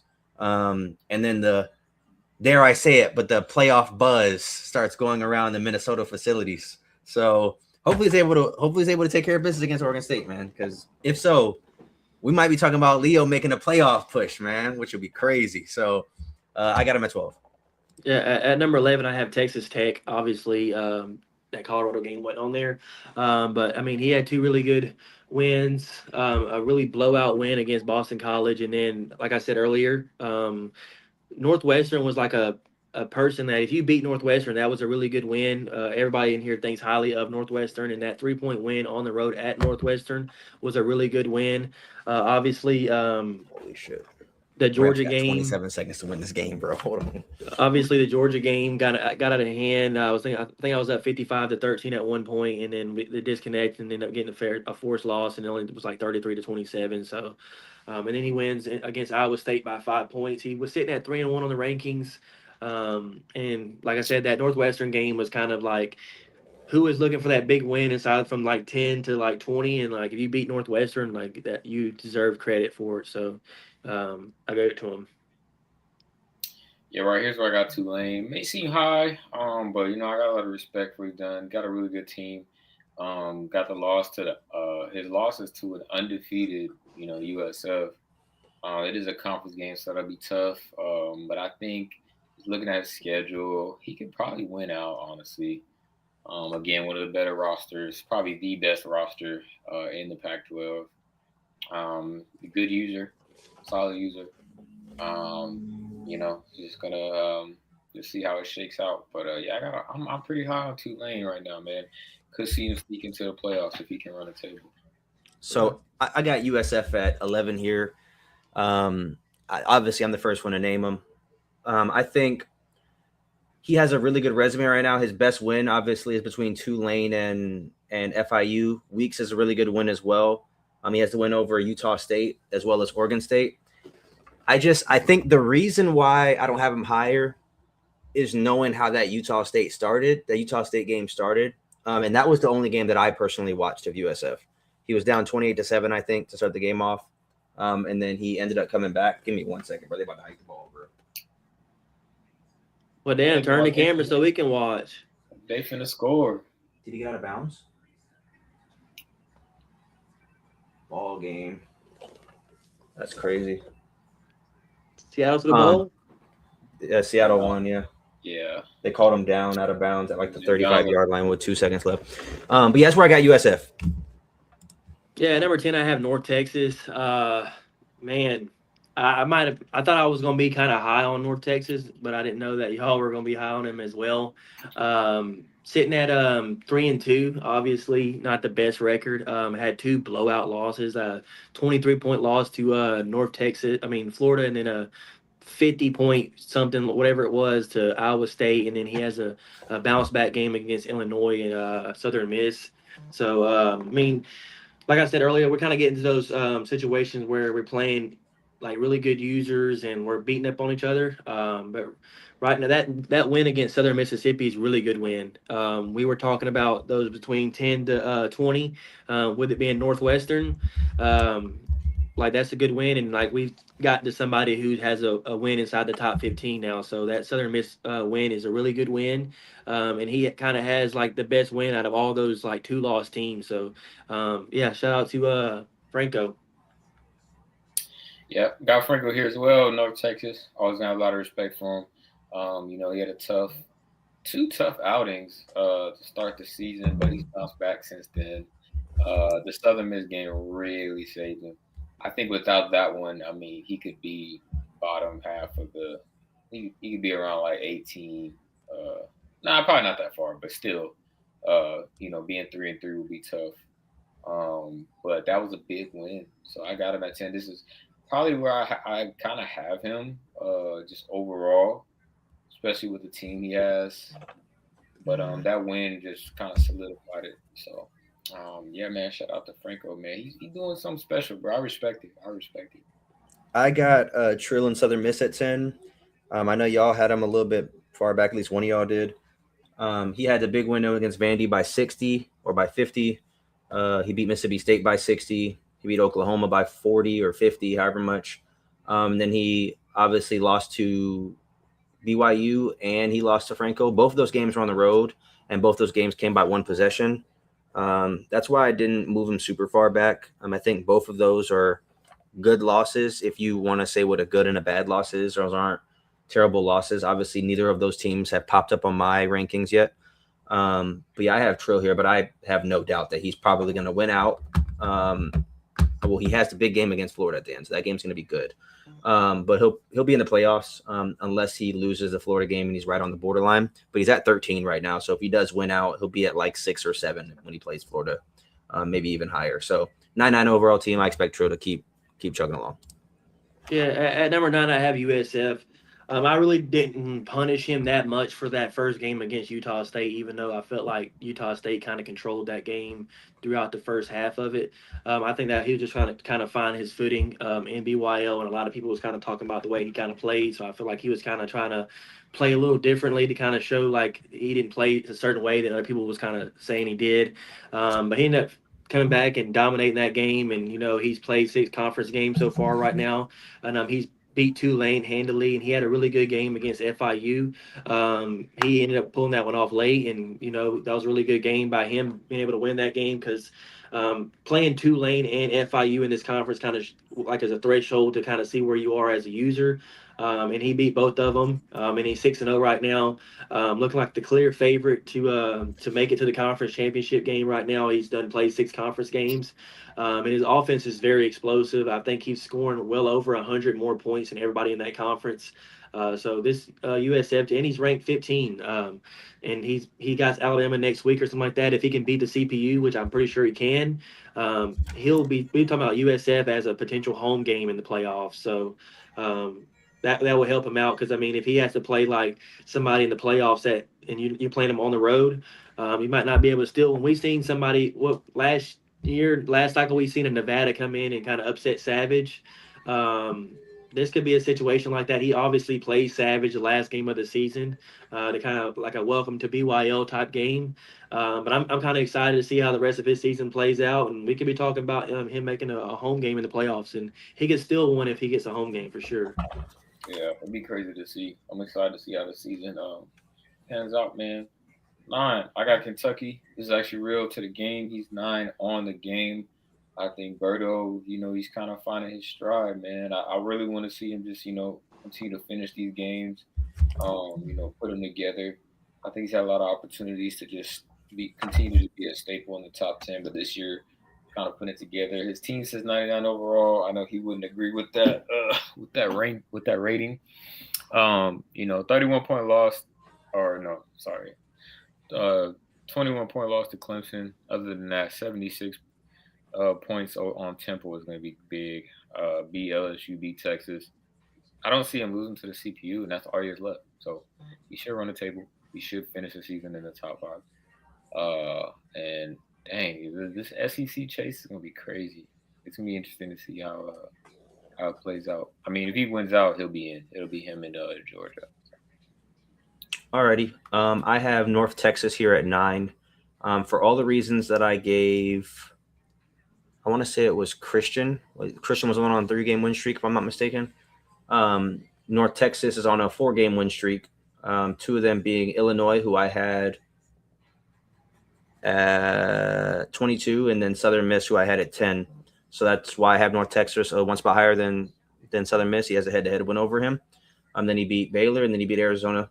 He has Iowa State next week. Iowa State is obviously last on my list, and then he finishes the season out with 5 straight CPUs. So if he takes care of business against Iowa State next week, North Texas will be playing either BYU or UNLV in the conference championship game, depending on who wins that game. I'm not sure when they play. I think they do play, but I don't know when they play. They'll play next week, I think. But yeah, North Texas will be punching his ticket in because I don't think Franco's going to lose to a CPU. He's kind of found a recipe for that, like the majority of us when you get to the Power 4. He's won both his CPU games by 30 points. And the rest of his CPUs they're not good. I mean, he's not playing SEC and Big 10 type CPUs. He's playing Big 12 CPUs. So he shouldn't have any problems. He'll be 10-2 heading into the conference championship game if he beats Iowa State, which I think at that point will put him – he's not ranked right now. So I'm sure he'll be close to rank next week, but he needs to be well inside the top 10 to feel confident because we've seen people lose in the conference championship games. He lost in the conference championship game last year and got eliminated. Yeah, so he needs to be comfortably in. But that's where I got him. I got him at 9. Yeah, at number 9, I have Kentucky. He had a really big win against Temple, 30 points in Vegas, another neutral site game, and then he loses at Clemson by I think 21 or whatever it was, and then after that he started conference play. So I mean, he only has 2 user games to judge. He went 1-1 in those, and had a big win and a big loss. So I got Berto here. I think he'll play in the conference championship. I think the tiebreakers this year are going to look kind of wicked. Um, we'll see. I mean, I don't. I would like to say that the top two seeds go to the conference championship game, but I'm not sure how it goes.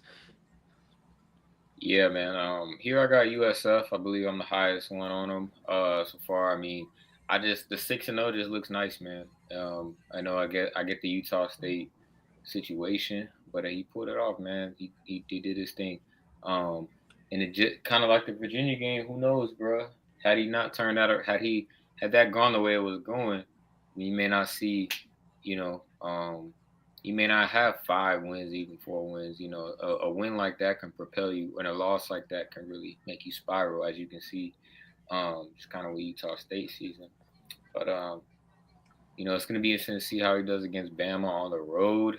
The Texas Tech game is big. He does play Western Michigan, so he got some good games. Got some tough games. But if he is who he's looking like, I could easily see him 10-2. 10-2 in the Pac-12 title game. At 8, this is where I got Sterling and Virginia Tech. Obviously, big win on the road at Virginia Tech. And then I think what these, He is Virginia Tech. I'm sorry, on the road at Notre Dame. He's a Notre Dame fan. That's why it threw me off. But when you get to these one-loss teams and undefeated, well, really one-loss teams, you're kind of splitting hairs. So the reason why I have him here is because he was at home against the Ohio State loss, a 27-point loss to Ohio State at home. And then obviously blew out Zach, and then he beat Tennessee and Louisville at home. So the reason why I'm emphasizing where the games are is because I'm going to explain on my next pick or my next ranking. But this is where I have Sterling. When you look at his schedule, he plays Cal at home, and then he plays a bunch of CPUs, which he's not going to have any trouble with CPUs either, like the majority of the people who we're going to start naming. And then he has Virginia on the road. So how it's looking is it's going to be another Clemson Virginia Tech ACC title game, unless somehow Xavier Jones or Ajimi can play out of their mind and knock Sterling off. But this is where I have him. I have him at 8. Yeah, at number 7, I have Florida. And he was kind of hard to judge a little bit because I almost put him at 5. I almost put him at 5 because when you look at the next two picks for me, both of them, we both got, me and Sterling got handled big time by two really good users, and we haven't seen UNLV yet, and he had the closest game with him. He only lost by 5 on the road at UNLV. I think it's more so the fact that you kind of, once you get to these kind of games here, you probably give him a little edge throughout some preseason polls. And I don't think we were that high on Florida coming into the season. But I almost put him at 5, but I have him at 7. I think it could go either way for him because he hasn't got blown out in UNLV. We haven't seen them yet. Obviously, he's undefeated. It was kind of a hard ranking for me with Willie. I ain't gonna lie. Yeah, same thing. It's kind of hard. I mean, I think he's achieving well with this team, 5-1 with this team, with this roster. But the UNLV game that puts you in the top 3. So, but it's just tough. You got good wins, got a good team. He's a proven coach, so that goes into it as well. There's again, you're just kind of splitting hairs, and that's why we're all here. That's why I like the top 10. But that could change going forward. I mean, he's undefeated in the SEC, but he does have Trill, so that's gonna be a big one. That'll be an exciting game to watch. Yeah, like I said, that could be game of the week. At 7, I have Kentucky. And again, I think Kentucky and Virginia Tech were very close. The reason why I gave Kentucky the edge is because his loss came on the road at Clemson, but Virginia Tech's loss was at home versus Ohio State. And I also gave him credit for the win at Temple, as well as going on the road for his CPU games. And Sterling had his CPU games at home. So that's kind of where I came to the conclusion with those two. Alberto, just like I think Sterling or Brandon said, he should win out and be 11-1 heading into the conference championship game. And that game won't matter because he'll be in the playoffs regardless. He's number 9 right now. If he wins out 7 more games, he's going to be in the top 5 unless, BYU, Clemson, and Ohio State just don't lose. I think even Georgia and Virginia Tech are in the top 6 or something. So if they don't lose either, obviously he's not going to get into the top 5. But he'll be right there. So it won't matter if he wins or loses the conference championship game. It will for seeding if he wants to buy. But he put himself in a really good position by beating Temple. And then like I said, he only has 2 user games the entire season, and that's because he has the Louisville game that's locked. So we couldn't touch that game.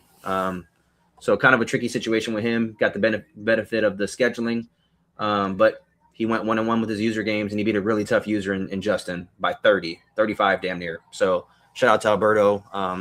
He's probably going to finish 11-1, but that's where I got him at 7. Yeah, at number 6, I have Virginia Tech. I know not Virginia Tech, but I know Notre Dame had a really hard gauntlet, but that's a really good win. I have that same win as well. That's one of the games that he's 3-3 right now. But that Notre Dame game is out on the road at Notre Dame. Kind of did it for me when it came to looking at some of the other resumes. And then obviously the big loss to Ohio State. I mean, there's 3 users in this league: Clemson, Ohio State, and BYU. They're just hard opponents to play, and a lot of people don't play them. Besides the guys that you see from 5 to 8, we get to luckily to draw to play them every year. So, and then a big win against Purdue, and then the 2 CPU games as well. So, I have Sterling here at 6. I think he wins out, and obviously he gets his rematch in the conference championship every year against Clemson. Yeah, man. Yeah, that's where I have myself. Not too much to say, as you both have gone over it already. But yeah, the Notre Dame game was a pretty big one. Kind of got. I can speak for myself. Obviously, I'm the first one to talk about myself. To cover myself in the rankings, but it could have been worse. I got to the end and got kind of confident and just kind of started trying plays, and I threw a pick. I mean, I was up by like 13 or something on like the 20, and threw that pick. He ended up going down and scoring, but it was a good game. I know it was a tough game. Defense kind of came out in the second half ball. So yeah, that was a big win. Couldn't project us forward into the Ohio State game. I know it was at home. It was tough. It didn't feel like a home game. I'm sure Pell could tell you he earned it. I mean, it's always a good game, but it was really wacky, really weird game to start. And against a team like that, if you get a bad start, it's hard to come back. So you got to take advantage when you can. It was a good. I think we both were stopping each other to start the game, and then, I think I punted the ball back to him, hit stick. He fumbles it. He picks it up, scoops and scores. Goes up, gets a stop on me, and then scores again. At that point, it's just kind of tough. Got the Purdue win. Not much to say about that. Not much to say about the CPU game. So just got to win out. Not taking anybody lightly. Got Cal and Virginia, and for some reason they just like to gun for me. They like to talk greasy to me. Like I'm some dickhead or something. But man, we just gotta finish up and take care of business, man. Yep. All right, at 6, I got Georgia here. And again, I'm gonna say this: 6 and 5 were very close for me, but it came down to where they played the games, the losses.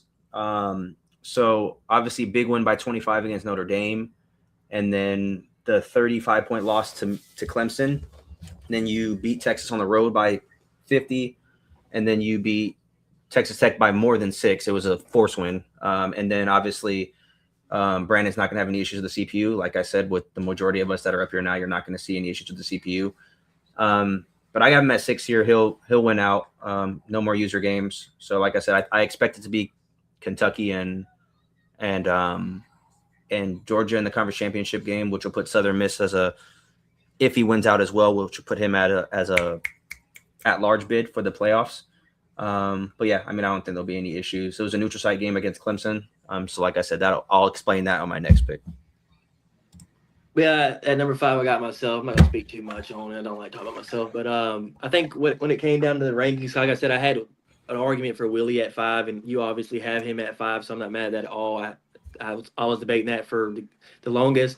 I think what comes down to is whenever you play Clemson, BYU, and Ohio State. Sometimes shit just gets ugly. Like that Clemson game, it was 31-32 going into halftime. Quarterback gets hurt, and then you start rolling on fucking certain shit, and the game gets ugly quick. I had to go forward on my side of the field multiple times to try to get myself momentum back into the game, and the game continuously just got ugly. But yeah, I mean, I'm going to win out, and I'll be playing the SEC championship for the fifth straight year. But yeah, I mean that game against Clemson just got ugly in the second half, and I think, like I said earlier, that the three users, I just put a lot of weight on those games. Yeah, kind of same. We all know what it is. This is at least this is a top four team user, year in and year out. Despite he could be 4-2. Just know that it's gonna everything, and that's the thing. The theme with these rankings, they're all gonna level out toward the end of the season, I believe.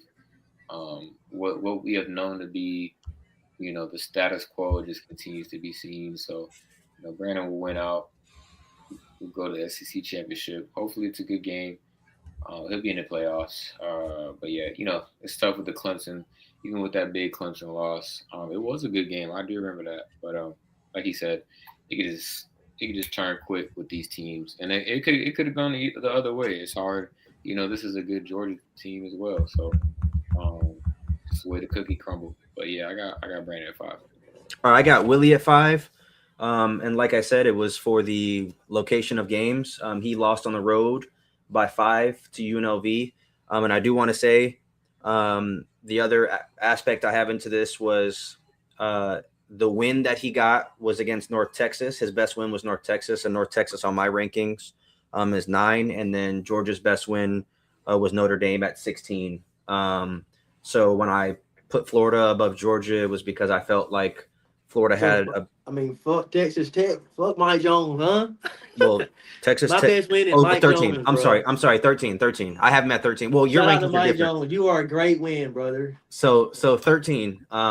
Your best win on my rankings is 13. Yeah. And Florida's best win is 9 on my rankings. And obviously, I had North Texas ahead of Mike Jones as well. So I mean, Okay, I was and then- right there with you. and then, like I said, the on the road portion played a factor for me too. I think I owe Willie an apology because I said it's going to be Kentucky in the conference championship, and I don't know how the tiebreakers are going to work. I obviously didn't get to look into the schedule yet. If Florida wins out, he's undefeated in conference as well if he beats Southern Miss. So I don't know how the tiebreakers are going to work. So How Willie, we've seen it in the past with the SEC is kind of just gives it to the highest ranked teams, but yeah, so we'll see how it ends up. But again, it might be a situation where if you are number 13 or 14 or 10, you may not even want to get in the SEC championship game because if you lose that, then you're out of the playoffs. So it's really a pick and choose type of thing. But I got Willie at 5.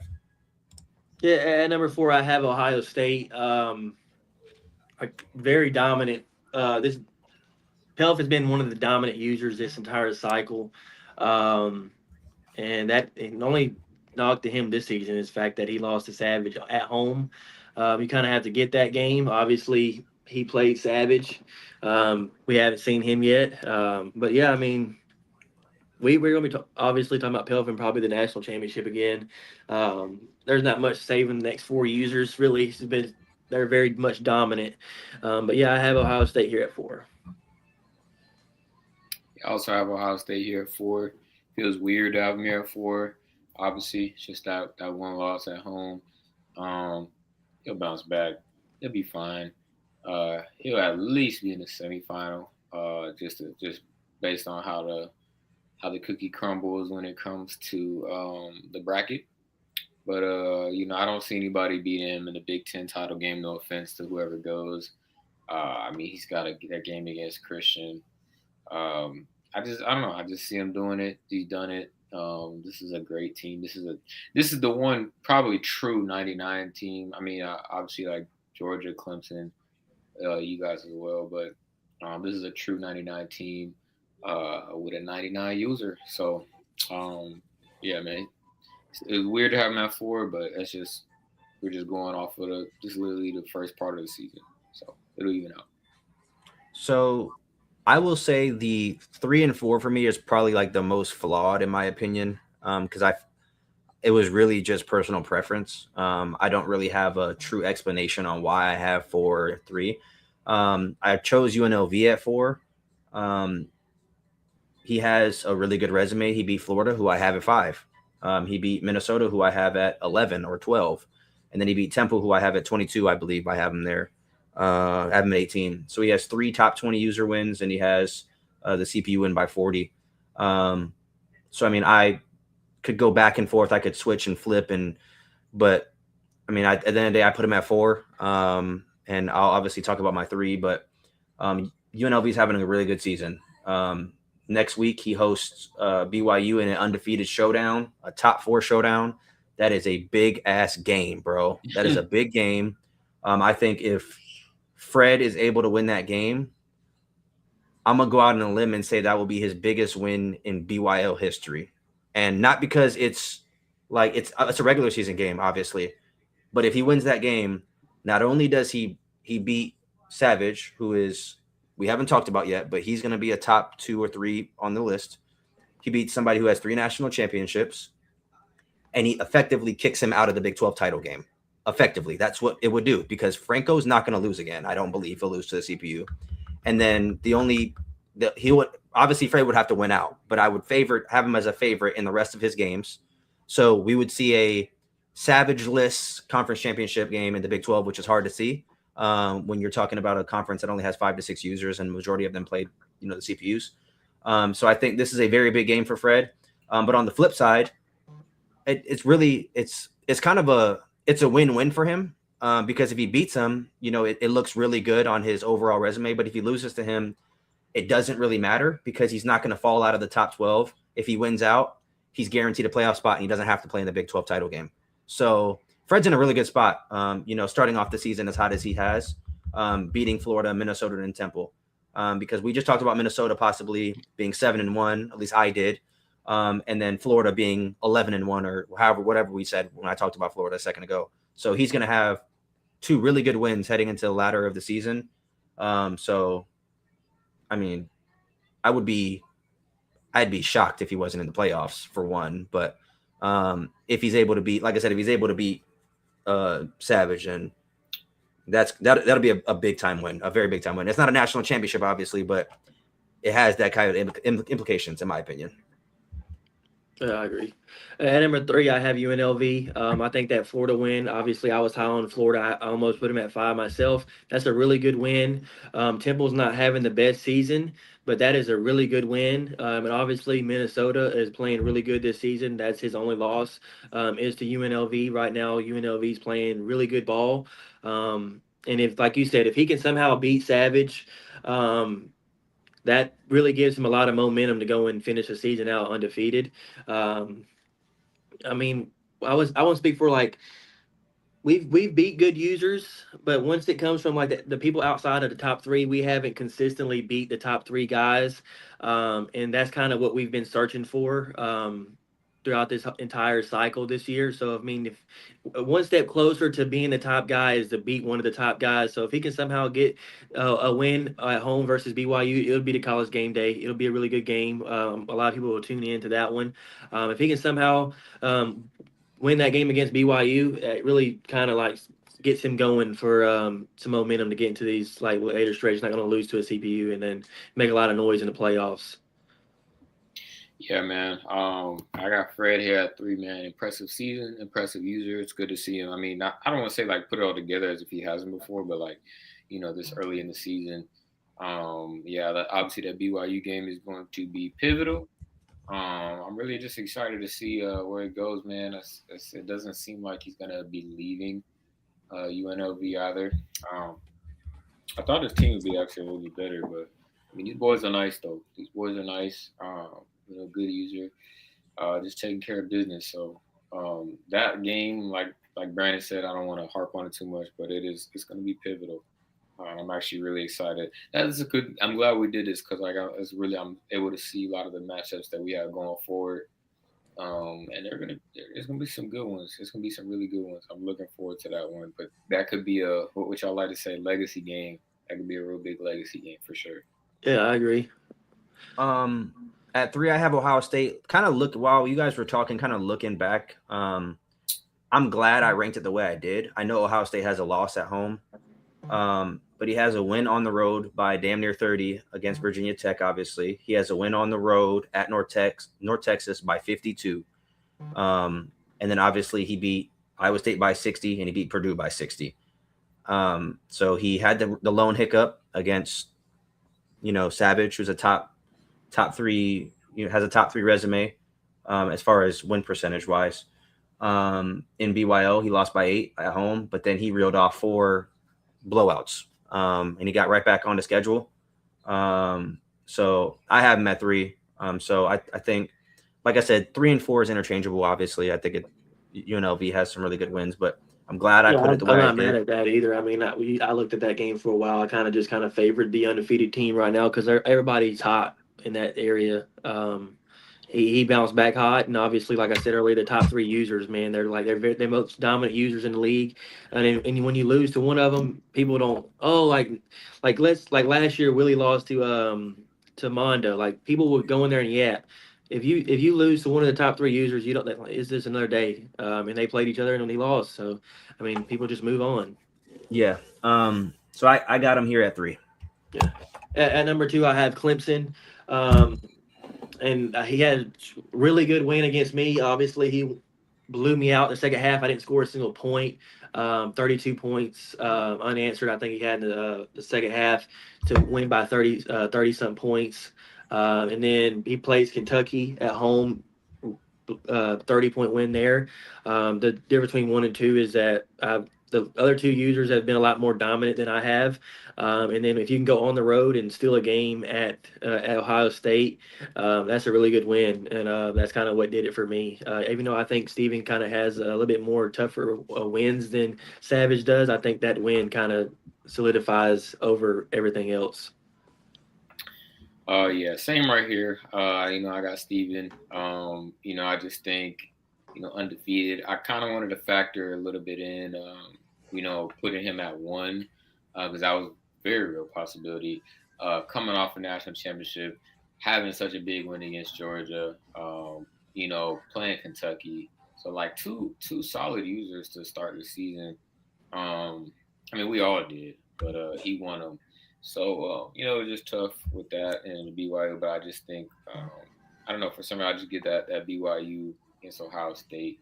I just kind of give the edge. I don't want to say too much because I still got to talk about BYU. But very interchangeable. I would be open to hearing anybody field any argument. So, I'm interested to see what Steven's thought process was here. So originally I had BYU at 1 and I switched it. I switched it maybe an hour before we did the show.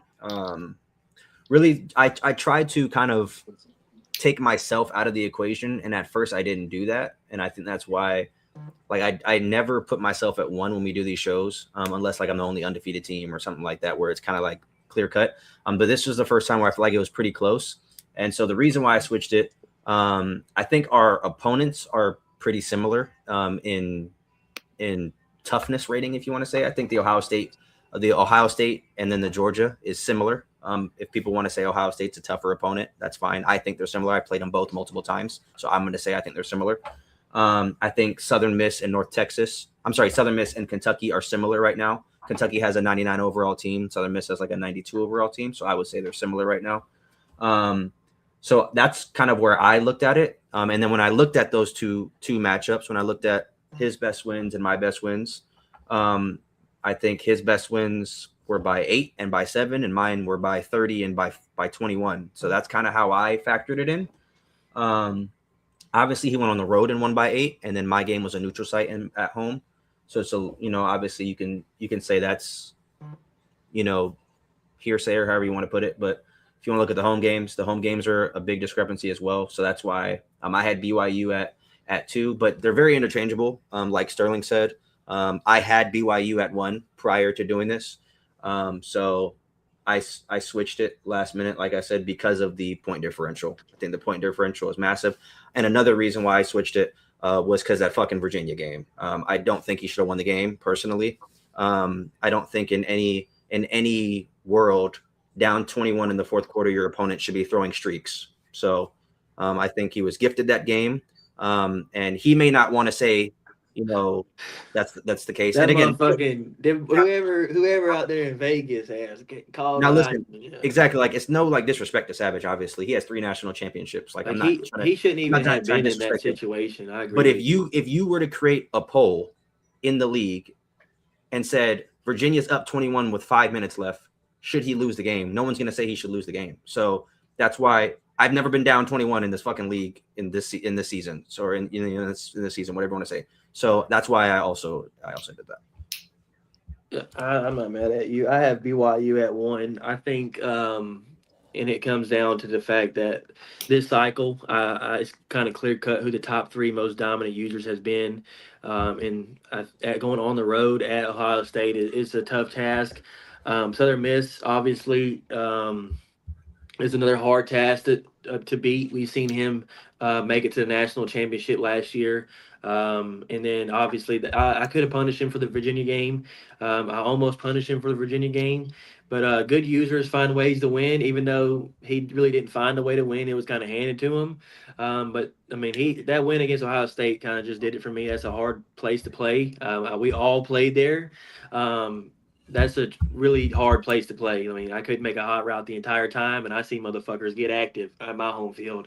I see them way out. They'll run 5 wide and talk to the last guy out there. But you can't even talk to your running back in Ohio State. So I respect that win, and I also respect the Southern Miss win. But he hasn't been as dominant as Clemson has in his games. So I can see the 1 and 2 there. But Ohio State did it for me. Yep. I got Savage here as well at 1 for the same reason. On the road, beat Ohio State, tough opponent, got it done. This could be a whole lot different had he lost to Virginia, and the fact that it would have been Virginia in that fashion, even if he had lost by like 7, the fact that it was 21, you could talk about him not being in the top 5 just on the rankings, just because of who it was to. But then we'd also be looking at Virginia a little bit differently, because who knows, that could have we don't know. We don't know. He could have maybe not lost both games to Florida and whoever else he played, but he didn't lose. He won. He's undefeated, and again, that Ohio State game is just what puts it over the top for me. On the road, got the dub. So yeah, man, I got Savage at 1. Not mad at Clemson. And like I said, I had myself at 1. I rarely do that. But it was, like I said, it came down to point differential for me. My average point differential is 39 and his is 23. So it's a 2 possession point differential. And like I said, that Virginia game, although he won the game, it was eye opening to me, because it was almost like he wanted to lose. Like Ajmi wanted to lose the game. That's what it felt like. Then you ask him in the chat after why, he said, "Stop pressing me." Like I wasn't even supposed to be in the lead. Like, yeah, you weren't supposed to be in the lead, so you should have played like you weren't supposed to be in the lead. You know what I mean? So, I mean, Franco is crazy. He plays. Obviously, he plays Fred next week, and I think if he beats Fred, we probably all have him at 1. I don't think Clemson plays another top 5 user. So I mean, if you're pressed about being at 2, I mean, after next week, I'm pretty sure we all have you at 1. So I agree.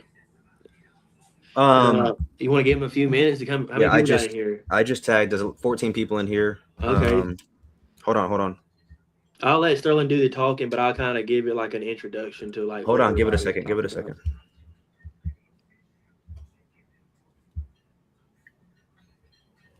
Sure. Everybody type wild card in this bitch. Some of y'all might like it. Some of y'all might not like it. I don't see a reason not to like it, but if you in here, type wild card. It's time for wild card, baby. We've been talking about this for maybe what? A week. Like a week, sir? A week or now? A week and a half, maybe. Yeah.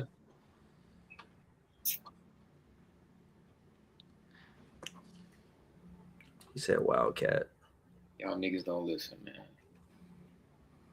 Shout out to Mando.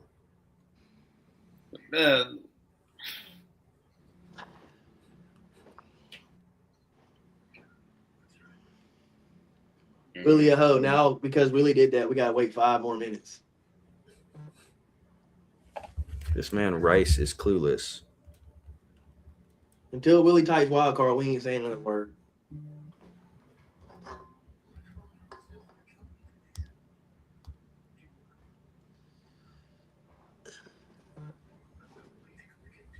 Mando, shut your ass up. Until you start winning some games, I'm calling you Mando.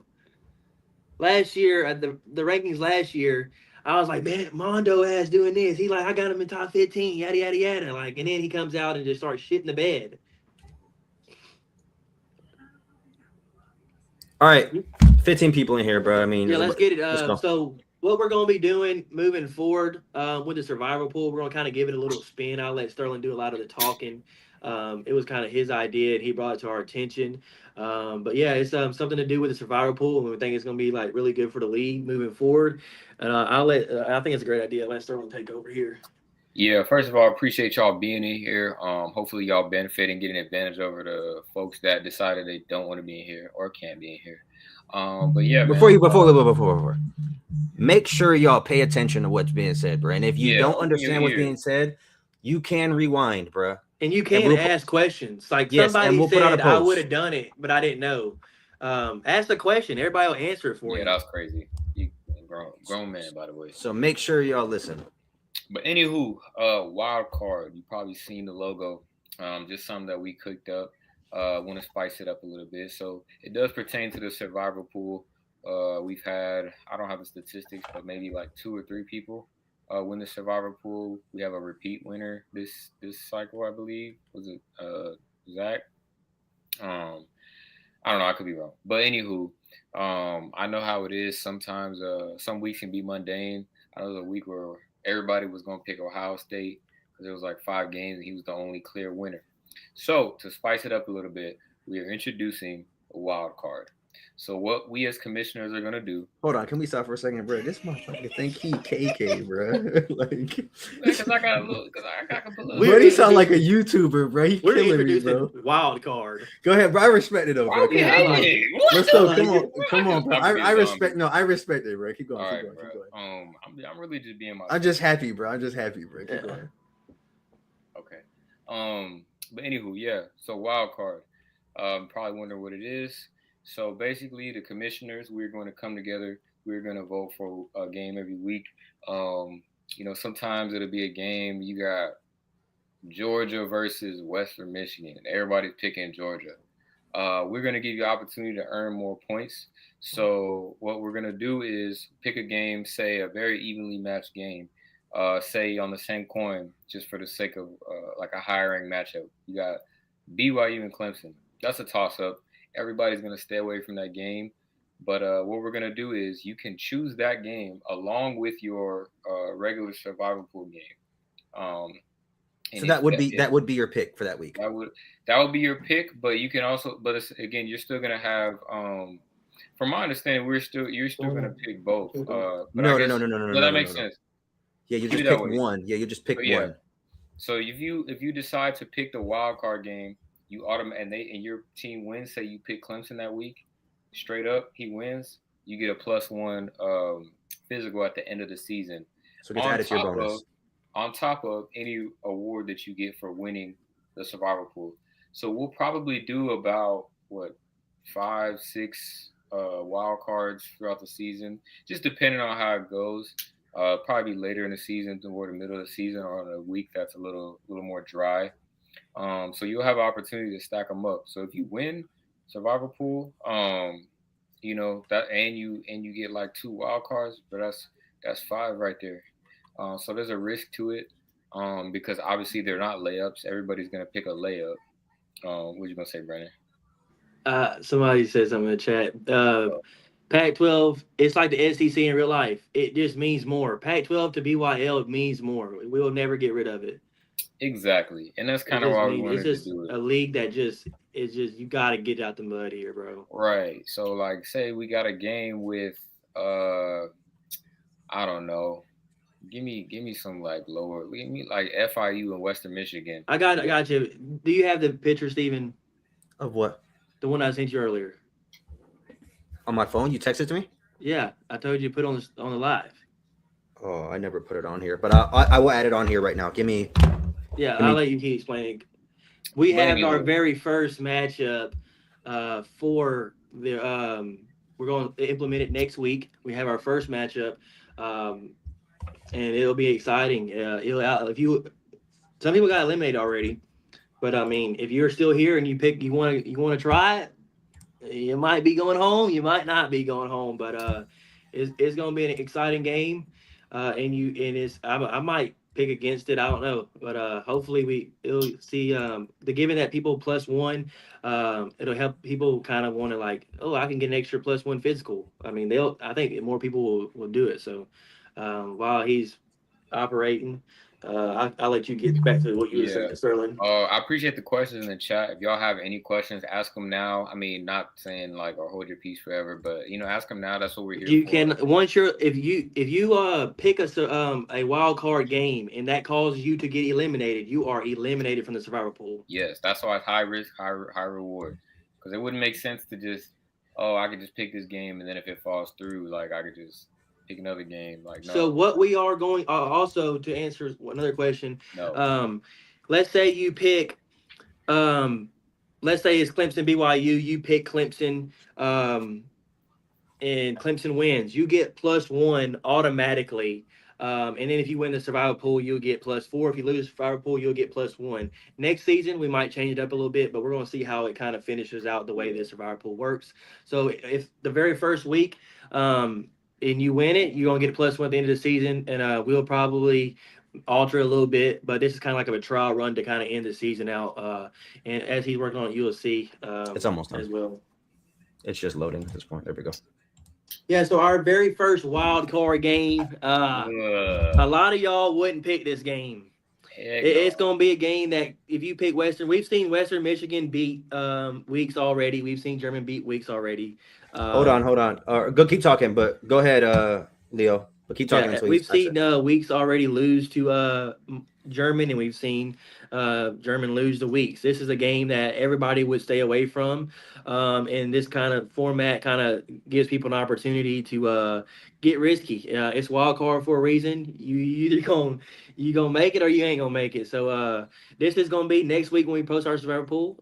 You'll see kind of like a wild card thing in there, and if you vote on it. Um, Hopefully you win. If not, yeah, I man. might stay away, dog. Yeah. I made the idea, or I came up with the idea. So And that's another question. A lot of the games that we're going to do for the wild card are going to be similar to this. Like I wouldn't favor Weeks by a lot of points, and I wouldn't favor German by a lot of points. I think it's a very even matchup. We've seen them beat each other already, and a lot of people would absolutely stay away from this game. And a lot of our games are going to be like this, games that you would normally stay away from. So Leo, how it works, bro? So let's say there's 8 games, and one of them is a wild card game. You don't have to pick the wild card game. You can pick a game that you feel comfortable and who you think is going to win. But if you choose a wild card game, not only do if you win, you move on to the next round, but you also get a +1 bonus for the end of the year. So if you never want to pick a wild card game, you never have to. Some people are never going to do it. But some people also might just do wild cards every time because they can guarantee themselves +1 speed at the end of the year. So like let's say when we first start the season, we have back-to-back wild cards in week 1 and week 2, and you get them both right week 1 and week 2. And in week 3, you lose the survivor pool. You still get those 2 +1 bonuses at the end of the year. So that's essentially how it works.